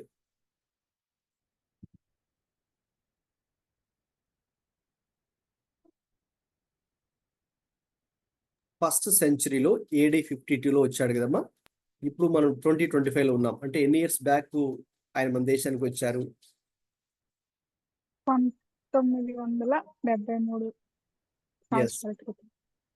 1973 సంవత్సరాలు అయిందా? ఓకే, సో అంటే జస్ట్ దాన్ని మనం రౌండ్ ఆఫ్ కనుక చేస్తే 2000 years అయింది కదా. అంటే మన దేశానికి క్రిస్టియానిటీ వచ్చి 2000 ఇయర్స్ అయింది. ఓకే, ఇదేదో నిన్న మొన్న రాలేదు మన దేశానికి. ఇంకా చెప్పాలంటే అమెరికాకి లేక ఇంగ్లాండ్కి అంటే ప్రజెంట్ ఏవైతే క్రిస్టియన్ కంట్రీస్ అని పిలుస్తున్నారో వాటికి క్రిస్టియానిటీ వెళ్ళడం కంటే ముందుగా మన దేశానికి క్రైస్తవం వచ్చింది. కాబట్టి ఎవరైనా మిమ్మల్ని గనక ఇలా మాట్లాడితే, ఏంటి మీరు అమెరికా వాళ్ళ దేవుని నమ్ముకున్నారంట, లేకపోతే తెల్లల దేవుని నమ్ముకున్నారంట చెప్పండి. లేదంటే యేసయ్య అమెరికా వాళ్ళ దేవుడు కాదు, అమెరికాకి తెల్ల వాళ్ళకి వెళ్ళడానికంటే ముందే ఓకే మన దేశానికి సువార్త వచ్చింది. ఆ విషయం చెప్పాలి మీరు. ఇంకొక విషయం కూడా చెప్పాలి. యేసయ్య పుట్టింది ఏ ఖండంలో పుట్టాడు చెప్పండి?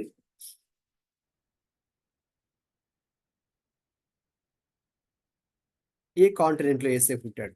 తెలిసిన వారు చెప్పండి త్వరగా. ఏషియా ఖండం. Yes, west Asia. Okay, Israel is in west Asia కదా, సో ఏషియన్ కాంటినెంట్. సో కాబట్టి ఎవరైనా సరే మీతో గనక అంటే ఎవరైనా మతోన్మాదుల్లాగా కొంతమంది, అలాగే మీ బంధువుల్లోని కొంతమంది మీరు ప్రభు నమ్ముకున్న తర్వాత వాళ్ళు హిందూస్గా ఉన్న వాళ్ళు కనుక చెప్తే, మీరు ఎందుకు ఆ దేవుని నమ్ముకున్నారు, అమెరికా వాళ్ళ దేవుని నమ్ముకున్నారు, తెల్లల దేవుని నమ్ముకున్నారు, వెస్టర్న్ గాడ్ నమ్ముకున్నారంటే ఈ 2 కారణాలు మీకు చెప్పాలి. యేసయ్య అమెరికా వాళ్ళ దేవుడు కాదని చెప్పడానికి ఈ 2 కారణాలు.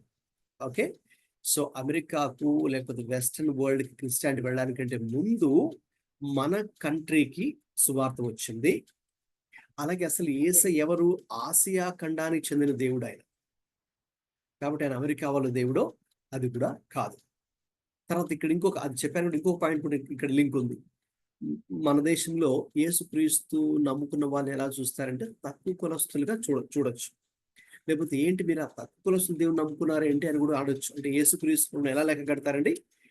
ఆయన ఎవరికి దేవుడు అంటే తక్కువ కులస్తుల దేవుడు. అయితే ఒక విషయం మీకు తెలుసా? AD 52లో మొట్టమొదటిగా మన దేశానికి తోమ సువార్త తీసుకుని వచ్చినప్పుడు ఎవరు నమ్ముకున్నారు? నంబోదరి బ్రాహ్మణులు నమ్ముకున్నారు. అంటే బ్రాహ్మణుల్లోనే, అంటే వాళ్ళే హై కాస్ట్ కదా, సో వాళ్ళని మళ్ళీ ఇంకా అగ్రవర్ణానికి చెందిన వాళ్ళు నంబోదరి బ్రాహ్మణ్స్, వాళ్ళు నమ్ముకున్నారు చాలా మంది. ఓకే, అంటే దాని అర్థం ఏంటంటే ఆయన ఇది తక్కువ కులస్తుల దేవుడు కాదు. ఓకే, అగ్ర కులస్తులు కూడా ఆయన దేవుడు. ఇంకా చెప్పాలంటే బైబిల్ ఏం చెప్తుంది? ఎవరైనా చూడకుండా చెప్పగలరా? అపోస్తలుల కార్యాలు 10:35లో ఏముందో? యేసుక్రీస్తు ఎవరికి దేవుడు అని ఉంది? సువార్త చెప్తుంటారు కదండి, మన సమర్పణరావు గారు చెప్పండి. మీరు సువార్త వీధిలో చెప్పేటప్పుడు ఏం చెప్తారు? యేసుక్రీస్తు ఎవరికి ప్రభు అని చెప్తారు? అందరికి.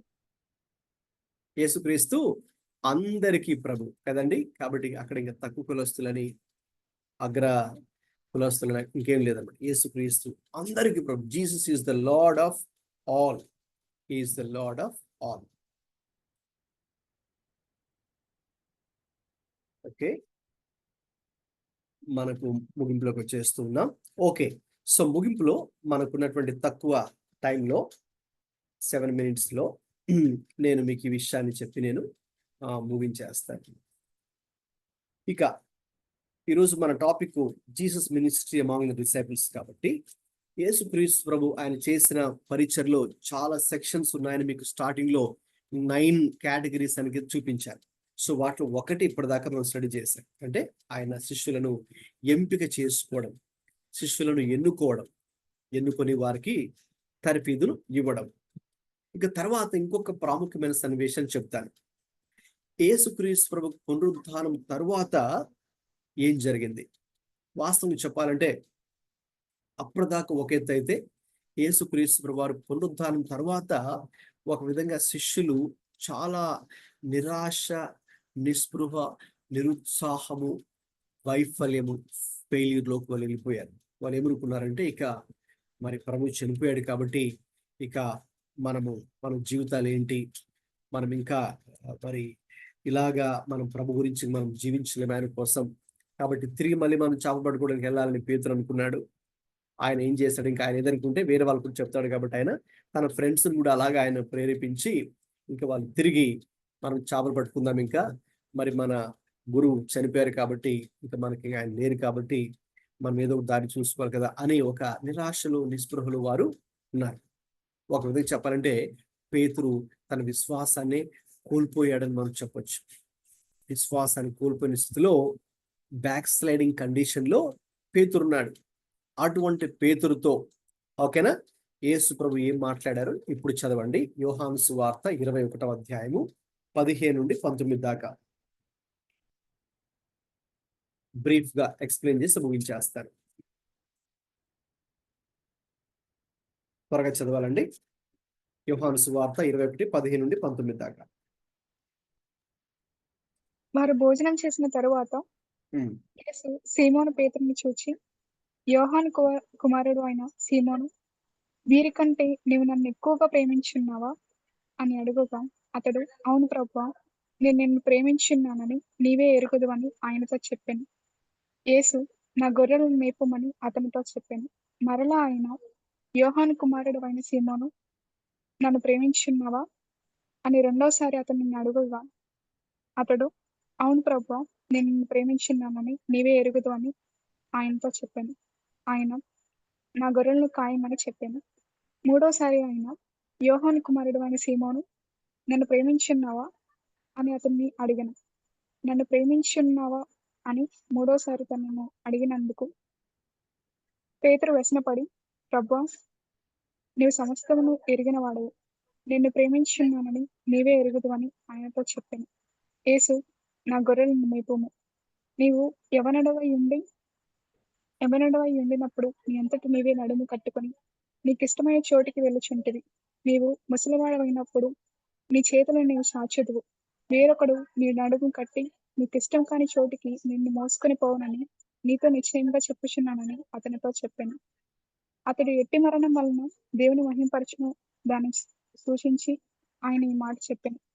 ఇట్లా చెప్పి నన్ను వెంబడించమని అతనితో అనేను. ఓకే, వండర్ఫుల్ ప్యాసేజ్ అండి. చాలా అద్భుతమైనటువంటి వాక్య భాగం. మరి ఆయన చివరిలో ఇక నీవు నన్ను వెంబడించుము అన్నారు. సో మొదట్లో అన్న మాట మళ్ళీ చివరిలో కూడా పునరుత్థానానికి ముందు ఎప్పుడైతే ఫస్ట్ టైం పేతురుని చూశారో, యేసయ్య నువ్వు నన్ను వెంబడించు, నేను నిన్ను మనుషులు పట్టే జాలరిగా చేస్తానని చెప్పారే.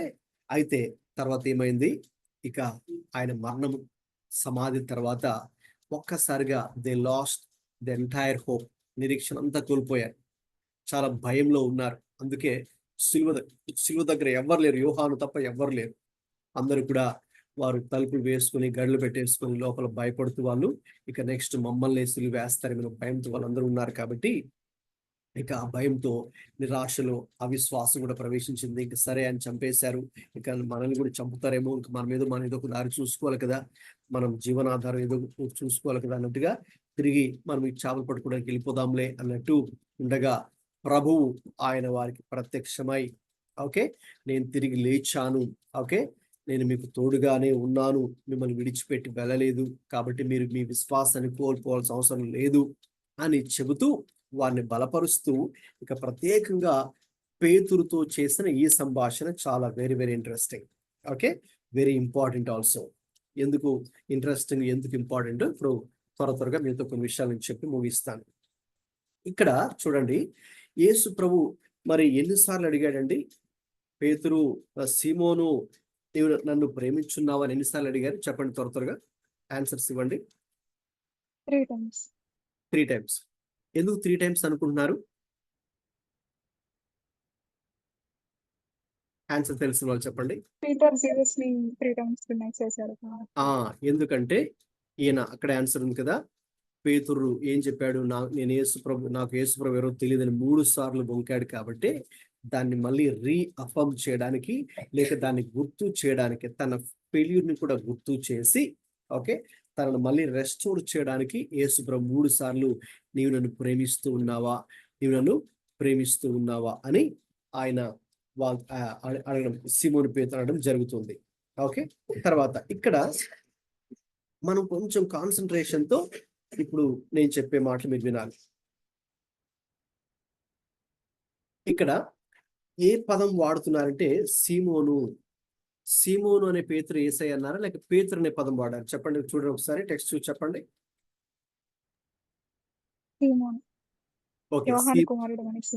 ఓకే, సీమోను అనే పేతురే అనే పదమే వాడారు, పేతురు అనే పదం వాడలా.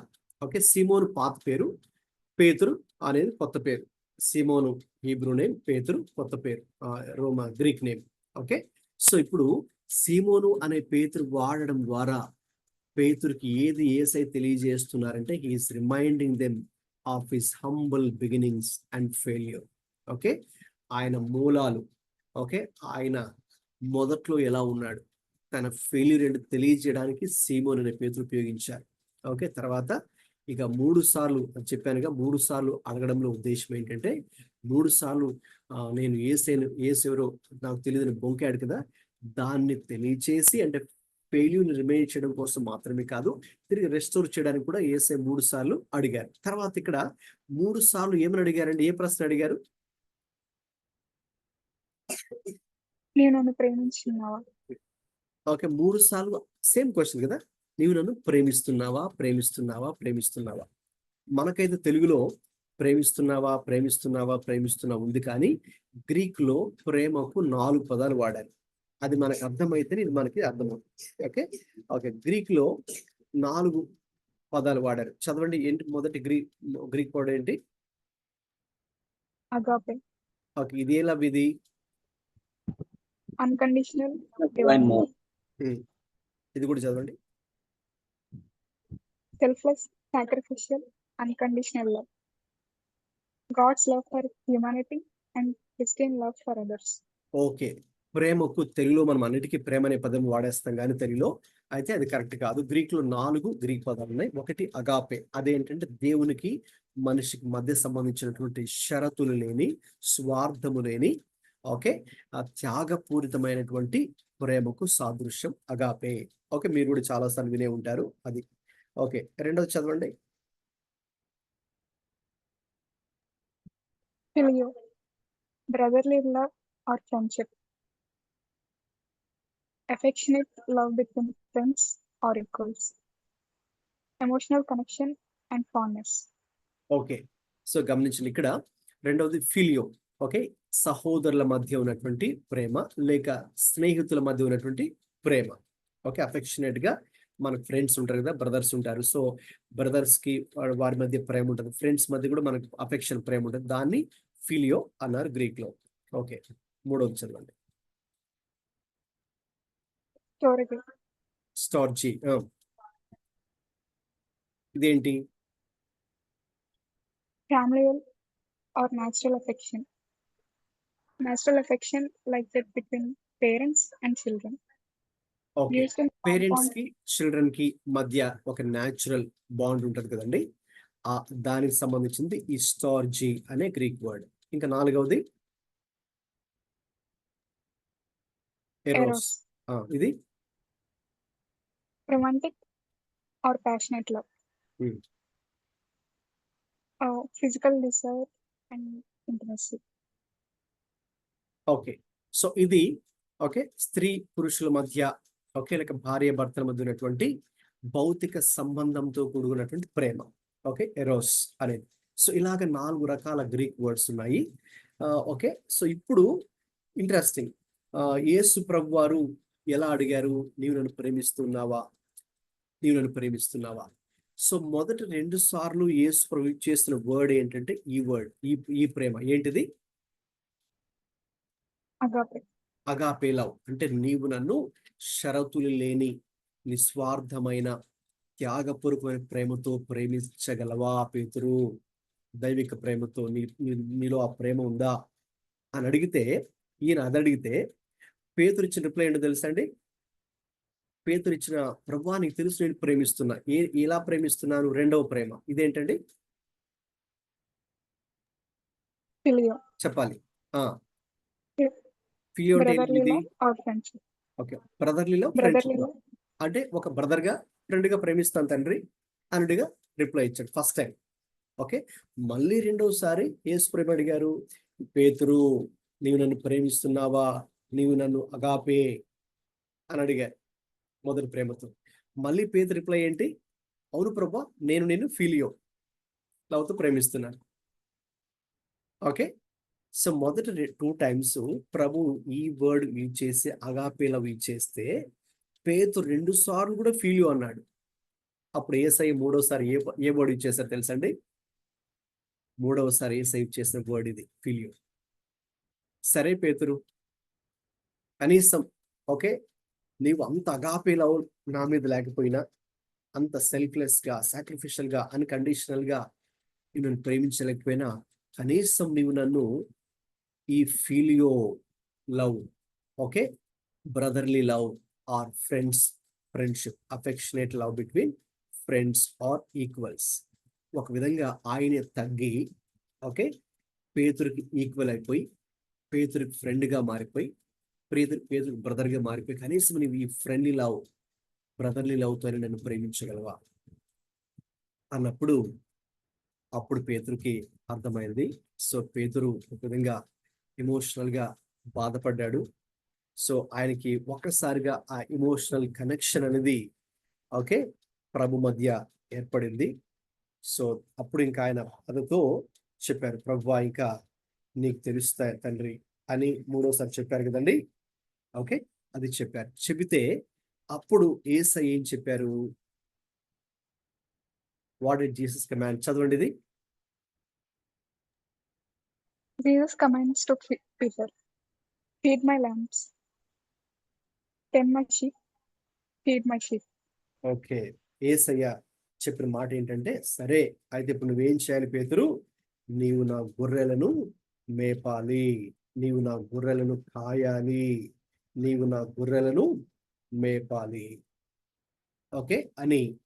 సో యేసయ్య చెప్పడంలో is restoring Peter's purpose and commission him as a shepherd, ఇప్పుడు ఇంకా ఫిషర్ ఆఫ్ మెన్ మాత్రమే కాదు నీవు, మనుషుల్ని పట్టే జాలరిగా మాత్రమే కాదు నీవు, not only just an evangelist, but you should be a pastor or a shepherd, కాపరిగా, వారిని మేపేవారిగా, వారిని కాసేవారిగా నీవు ఉండాలి పేతురు అని చెప్పాడు. మీకు అర్థమవుతుందండి?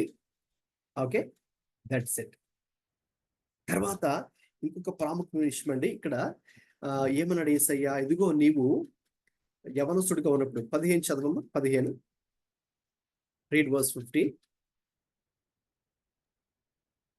వారు భోజనం చేసిన తరువాత యేసు సీమోను పేతురుని చూచి, యోహాను కుమారుడైన సీమోను, వీరికంటే నీవు నన్ను ఎక్కువగా ప్రేమించున్నావా? సారీ, 18 అమ్మా, 18 18 చదువు, రీడ్ వర్స్ 18. యేసు, నా గొర్రెలను మేపుము. నీవు యవ్వనుడు అయి ఉండినప్పుడు నీ అంతట నీవే నడుము కట్టుకొని నీకు ఇష్టమైన చోటికి వెళ్ళుచుంటివి. నీవు ముసలివాడు అయినప్పుడు నీ చేతులు నీవు చాచెదవు. వేరొకడు నీ నడుము కట్టి నీకు ఇష్టం కాని చోటికి నిన్ను మోసుకొని పోవునని నీతో నిశ్చయంగా చెప్పుచున్నానని అతనితో చెప్పాను. అతడు ఎట్టి మరణం వలన దేవుని మహింపరచును దాన్ని సూచించి ఆయన ఈ మాట చెప్పాను. ఇట్లా చెప్పి నన్ను వెంబడించమని అతనితో అనెను. రైట్, ఈ 18, 19 వచనాలు ప్రవచనాత్మక ఆజ్ఞ అని పిలుస్తారు. Okay, prophetic commission. ఓకే, ఇక్కడ ఆయన రాబోయే రోజుల్లో పేతురు ఎటువంటి మరణం కూడా మరణించబోతున్నారు యేసయ్య ముందే చెప్పారు. తర్వాత ఆ రోజుల్లో యూదులు ఈ పదం వాడారంటే, ఏ పదము? స్ట్రెచ్ అవుట్ యువర్ హ్యాండ్స్ అంటే ఏముంది ఇక్కడ తెలుగులో? నీ చేతులను చాచెదవు. నీ చేతులను చాచి. ఆ రోజుల్లో వారు చేతులను చాచి అన్నప్పుడు అర్థం ఏంటో తెలుసండి? అది దేనికి గుర్తు అంటే క్రూసిఫిక్షన్ కి గుర్తు అనమాట. Stretching out hands. అందుకే చూసారు చేతులలాగా, చేతుల్ని చాచి కదా తెలుగులో. ఎస్, చేతులను చాచి అన్నప్పుడు ఒక వాళ్ళని చేతులలాగా చాచి నెక్స్ట్ ఏం చేస్తారు? సిలువేస్తారు. Okay, it's a symbolic meaning అనమాట ఫర్ క్రూసిఫిక్షన్. ఇది జరగబోతుంది. అయితే ఇది జరుగుడు ద్వారా కూడా దేవుని నామానికి మహిమ కలగబోతుంది. సో కాబట్టి పేతురు ఇవన్నీ జరగబోతున్నాయి. సో కాబట్టి ఇంకా చివరికి ఒకే ఒక మాట అన్నారు. పేతురుని మొదట పిలిచినప్పుడు, అంటే ఆయన ప్రారంభ పరిచర్య, యేసయ్య బిగినింగ్ ఆఫ్ ది పబ్లిక్ మినిస్ట్రీలో ఫాలో మీ అని ఏ టోన్తో అయితే పిలిచారో, ఏ గోల్తో అయితే పిలిచారో, ఏ పర్పస్తో అయితే పిలిచారో, ఆయన ఫాలో అయితే ఏం జరగబోతుందో అవుట్కమ్, ఆ రిజల్ట్స్ ముందే దృష్టిలో ఉంచుకొని పిలిచారో, now with that same tone, with that same expectation, with that same love, okay, ఆయన మళ్ళీ ఫాలో మీ, ఓకే, నన్ను వెంబడించమని చెప్పారు. So it's a call to faithful discipleship despite suffering. అక్కడ కొంచెం ఇబ్బందులు ఉన్నాయి, శ్రమలు ఉన్నాయి, ప్రతికూల పరిస్థితులు ఉన్నాయి, అయినా కూడా నీవు వాటిని లెక్క చేయకుండా నమ్మకమైనటువంటి శిష్యుడిగా నీవు ఉన్నట్లయితే గొప్ప ప్రతిఫలం రాబోతుంది. అలాగే దేవునికి నామం భయంపరచబడబోతున్న ఉద్దేశంతో ప్రభు అతన్ని పిలవడం జరిగింది. రైట్, ఓకే, చదవండి ఇవి. ఇక్కడ మనం నేర్చుకున్న ఆత్మీయ పాఠాలు ఏంటి? Spiritual insights. Jesus restores and recommissions, not just forgives. కేవలం చూసారా, పేతురుని క్షమించడం మాత్రమే కాదు, ఈ రెస్టోర్డ్ అండ్ రీకమిషన్డ్. రెస్టోరేషన్, రీకమిషన్ రెండు కూడా ఉంటాయి. ఓకే, కేవలం ప్రభు మనల్ని క్షమించడం మాత్రమే కాదు, మనల్ని పునరుద్ధరించి, ఓకే, అంటే పూర్వపు స్థితికి మనల్ని తీసుకుని వచ్చి మళ్ళీ once you come to that restoration stage, what happens next? There will be rest, recommission. అంటే నెక్స్ట్ నువ్వేం చేయాలి తర్వాత కూడా దేవుడు మనకు ఆజ్ఞాపిస్తారు. ఓకే, ఇంకా తర్వాత నెక్స్ట్ ఏంటంటే ఇంకోటి, Love is the foundation for leadership. Okay, next మరి నాయకత్వం ఉండాలంటే ప్రేమ, లవ్ అనేది ఉంటే చాలు. అంటే that means which love do you think here out of those 4 words? Agape. Yes. Okay, if you don't have agape, at least what you should be having? Filio. Yes. Okay na? కాబట్టి at least మరి మనకు ఆ selfless unconditional love, ఒకవేళ ఆ స్థాయి లేకపోతే దేవుడు దాన్ని అది ఎక్స్పెక్ట్ చేస్తున్నారు. ఒకవేళ అది లేకపోతే సెకండ్ ఏంటి, కనీసం ఫీలియో అన్న మనకు ఉండాలి, బ్రదర్లీ లవ్. ఓకేనండి, నెక్స్ట్ ఏంటి ఇంకొక లెసన్ మనం దీని ద్వారా నేర్చుకునేది?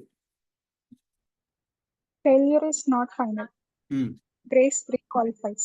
ఓకే, ఒకవేళ మనం కనుక ఫెయిల్ అయి ఉంటే లైఫ్ లో, ఇంకా అదే ఫైనల్ అనుకోకండి. Okay, failure is not final. పేతురు ఫెయిల్ అయ్యాడు, అయితే అది ఫైనల్ కాదు. సో మరి అది ఫెయిల్యూర్ లో నుంచి మనల్ని పైకి లేవనెత్తడానికి ఏది మనల్ని క్వాలిఫై చేస్తుంది? Grace. Okay, grace qualifies us. ఆయన కృప మన దగ్గరకు వచ్చి మనల్ని పైకి లేవనెత్తడం ద్వారా ఆ ఫెయిల్యూర్ నుంచి మన దేవుడు మనల్ని సక్సెస్ లోకి నడిపిస్తాడు. లాస్ట్ అండి, read it. Discipleship involves love, service and sacrifice. Okay, నిజమైన శిష్యత్వం అంటే అందులో ప్రేమ, దైవికమైన ప్రేమ, అలాగే సహోదర ప్రేమ మన. ఓకే, సో రెండు ఉన్నాయి. యేసయ్య కూడా 2 ఆజ్ఞలు చెప్పారు కదండి, నీ దేవుని పూర్ణ మనసుతో ప్రేమించు, మన దైవికమైన ప్రేమ, అలాగే నిన్ను వలె నీ పొరుగు వారిని కూడా ప్రేమించు. అది అగాపే అండ్ ఫిలియో. ఓకే, అలా ఉండాలి. సేవ అలాగే త్యాగం అనేది మన శిష్యులలో అవి కనిపించవలసినటువంటి విషయాలు. ఓకే, ఎలాగ మనం ఇవి మన జీవితాలకు అప్లై చేసుకోవాలి? చదవండి, continue. No failure is final in Christ. Okay, మనకి ఇప్పుడు దాకా మీకు ఏ ఫెయిల్యూర్ అయినా కూడా దట్ ఇస్ నాట్ ఫైనల్. ఎందుకంటే క్రీస్తు ఉన్నంత వరకు అది ఫైనల్ కాదనమాట. సో ఎందుకంటే క్రీస్తు మనకు కృప చూపించడం ద్వారా ఆ ఫెయిల్యూర్ని మనం ఓవర్కమ్ చేసి మనం ముందుకు వెళ్ళగలం. అది మనకు నిరీక్షణ. Okay, go head next. Ministry begins with loving Jesus. Okay, ఇప్పుడు మనము ఏదైనా మినిస్ట్రీ ప్రారంభించాలంటే, as I told you, it begins with loving Jesus. It begins with relationship. It begins with intimacy with the lord. నేను చెప్పినట్టుగా మీకు starting లో యేసు ప్రభు శిష్యులు ఎందుకు ఎన్నుకున్నారు? What is the primary purpose? Jesus chose the disciples to be dash, With Jesus. to be with him. Yes, అది next అండి, చదవండి. Jesus meets us where we are and calls us to grow. Okay, so మనం ఏ పరిస్థితిలో ఉన్నా సరే, ఆయన సముద్రంలోకి వెళ్ళిపోయాడు చావబడ్డానికి కదండి. ఇంకంతా అయిపోయింది, చాప్టర్ క్లోజ్ అనుకున్నాడు పేతురు. ఆయన చంపేశారు, కాబట్టి మనల్ని కూడా చంపేస్తారు, ఇంకా మనం ఏదో చూసుకోవాలి అని చాలా డిస్కరేజ్మెంట్ లో, నిరుత్సాహంలో, నిస్పృహలో, భయంలో, బ్యాక్ స్లైడింగ్ కండిషన్, విశ్వాసాన్ని పూర్తి కోల్పోయిన స్టేట్ లోకి వెళ్ళిపోయినా సరే, Jesus met him just where he was. Okay, ఇంకా అక్కడ నుంచి మళ్ళీ పైకి రా అంటాడు ప్రభు. ఓకే, అది చివరిదండి. ఇంకా Every believer is called to spiritual shepherding. Right. So కాబట్టి మనందరూ కూడా ఓకే, ఆత్మీయ నాయకులుగాను కాపరులుగాను పిలువబడ్డాం కాబట్టి ఆయన కోరుకున్నటువంటి పని సేవ మన ద్వారా అది జరగాలి.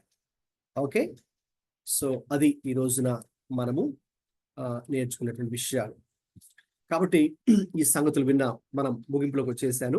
ఆల్రెడీ 9:15 అయిపోయింది. అయితే ఇది చాలా ప్రాముఖ్యమండి.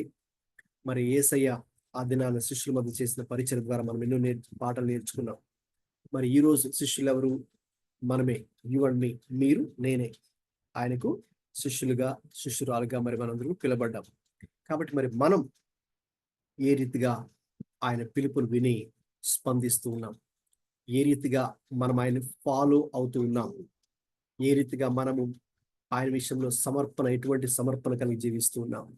ఓకే, ఇవన్నీ కూడా మనం కూడా ఒకసారి జ్ఞాపకం చేసుకుంటూ ఈరోజు ప్రభు పరిశుద్ధాత్మ దేవుడు మనతో మాట్లాడినటువంటి సంగతులు అన్ని కూడా మన జీవితాలు కూడా పాటించి ప్రభుకి మహిమను తీసుకొని రావాలని మరి ప్రార్థన చేద్దాం. దయచేసి ఎవరైనా ఒకరు ప్రార్థన చేయండి, ముగించుకుందాం. గ్రూప్ లో ఉన్నవారు విన్న ఈ బైబిల్ చదివినటువంటి సత్యాలను ఆధారం చేసుకుని ప్రార్థన చేయండి. ప్రభు మనకు చాలాగున సహాయం చేయాలని ప్రార్థన చేసుకుని ముగించుకుందాం. ఎవరైనా ఒకరు మైక్ ఆన్ చేసుకుని ప్రేయర్ చేయండి. నేను ఆశీర్వాదం ఇచ్చి ముగించుకుందాం.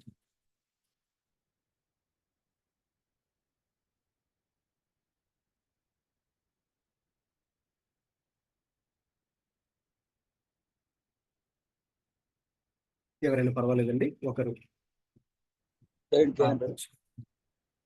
బ్రదర్ చేయండి. బ్రదర్, దేవానికి స్తోత్రాలు. మరొకసారి ఒక్కొక్క దినాన్ని బైబిల్ని స్టడీ చేయడానికి, ముఖ్యంగా అపోస్తలుల యొక్క జీవితాలు, వారు పిలువబడిన పిలుపు, వారి ఎబిలిటీ, వారి క్వాలిఫికేషన్, ప్రభువా వారి యొక్క జీవితాలు ఏ విధంగా పరిచయలో అంతమైనాయో, ఏ విధంగా అయినారో, అసలు అన్నీ కూడా మేము ధ్యానం ఉన్నాం. అవును తండ్రి, నువ్వు ఎప్పుడు కూడా క్వాలిఫైని పిల్లలేదు, కానీ పిలిచి వారిని క్వాలిఫై చేస్తున్నావు. Not ability, you wants availability. అవును ప్రభా, మీకు దగ్గరగా, మీ పరిచయకు ఇష్టంగా, మీ కొరకు జీవించాలని ప్రభా, మీ కొరకు పని చేయాలని ఆశపడితే మీరు మమ్మల్ని ఎటువంటి ఆంక్షలు లేకుండా ఏ విధంగా ఉన్నామో ఆ విధంగానే మమ్మల్ని మీరు వాడుకోవడానికి ఇష్టపడుతున్నారని ఈ దినాన్ని కొన్ని నిమిషాలు నేర్చుకోవాలిగా. శిష్యులు 12 మంది శిష్యుల్లో ఒక్కొక్కరు ఏ దేశాలకు వెళ్ళారు ప్రభా, మరి ఏ విధంగా హతమార్చబడ్డారు లేక హత్య చేయబడ్డారు, తమ ప్రాణాలు సమర్పించుకున్నారు ప్రభా. మరి ఈ దినాల్లో మేము కూడా అటువంటి సమర్పణ కలిగిన వారమై, నీ పరిచయకు ఆశ కలిగిన వారమై, దాహం కలిగిన వారమై, తృష్ణ కలిగిన వారమై, we need a passion for Christ. We need a passion for the souls. We need a passion for the gospel work. అటువంటి అభిషేకాన్ని, అటువంటి ప్యాషన్ని, అటువంటి భారాన్ని, అటువంటి ఆసక్తిని మాకు అనుగ్రహించి నడిపించమని ప్రార్థిస్తున్నాం. వాక్యము విన్న వాక్యము వాళ్ళు ఫలించాలి. అపోస్తలులు లేక 12 మంది శిష్యుల యొక్క జీవితాలని మేము మాదిరిగా చూసుకొని వారి యొక్క సమర్పణ, వారి యొక్క పరిచర్య, వారు ఏ విధంగా ప్రభావ మరి ఆయా దేశాలకు వెళ్ళడానికి ఇష్టపడ్డారు, ఆ విధంగా ఈ దినాల్లో మిషనరీస్ కావాల్సింది. అనేక ప్రాంతాలకు మిషనరీస్ వెళ్ళాలి. మిషనరీ కొలువుగా ఉన్నారు తండ్రి. అటువంటి డెడికేషన్ కలిగిన యవనస్తులను లేపమని కూడా ప్రార్థిస్తున్నాం. అటువంటి భారం కలిగిన వారి లేపమని కూడా ప్రార్థిస్తున్నాం. అనేక ప్రాంతాల్లో ఎంతో పరిచర్య ఉంది, కానీ సేవకులు లేరు. అపోస్తలులు ఏ విధంగా తమ ప్రాంతాలు విడిచిపెట్టి, తమ సౌకర్యాలను విడిచిపెట్టి ఆయా దేశాలకు పంపబడ్డారు. అదేవిధంగా ఈ దినాల్లో మిషనరీలు లేపబడాలి, స్వార్థకు వెళ్ళాలి. మీ కృప అనుగ్రహించండి, వాక్యము మాలో ఫలింప చేయండి. అనేక మందిని మేము ప్రోత్సహించే వారంగా ఉండాలి. మీ దాసుని బలపరచండి. దాసుని ఆత్మను శక్తితో నడిపించి మీ కృపలో ఇంకను బలముగా మాకు అనేక విషయాలు నేర్చుకోవడం కృప చూపమని ఈ దినం చేరిన ప్రతి ఒక్కరిని కూడా ఆత్మతోనూ శక్తితోనూ వాక్యముతోనూ బలపరచవలసిందిగా యేసుక్రీస్తు పరిశుద్ధ నామములో అడిగి వేడుచున్నాం ప్రేమగల పరలోకపు తండ్రి. ఆమేన్. ఆమేన్. ఆశీర్వాదం తీసుకుందామండి. ఇప్పుడు మన తండ్రి అయిన దేవుని ప్రేమయు, మన ప్రభు అయిన యేసుక్రీస్తు కృపయు, పరిశుద్ధాత్మ దేవుని తోడు సహవాసము కాపుదల మనందరికీ ఇప్పుడు ఎల్లప్పుడూ సదాకాలం తోడే ఉండి నడిపించునుగాక. ఆమేన్. ఆమేన్. ఓకే, అందరికీ ప్రైజ్ లార్డ్ అండి. చాలా సంతోషం. కొంచెం టైం ఎక్కువ అయినా కూడా మీరు ఓపికగా వినందుకు I really appreciate that. God bless you all. అలాగే వచ్చే వారం కూడా మరి యథావిధిగా మరి మనం ఇంకొక టాపిక్ తో మరి మన బైబిల్ స్టడీని కలుసుకుందాం. God bless you all. Good night.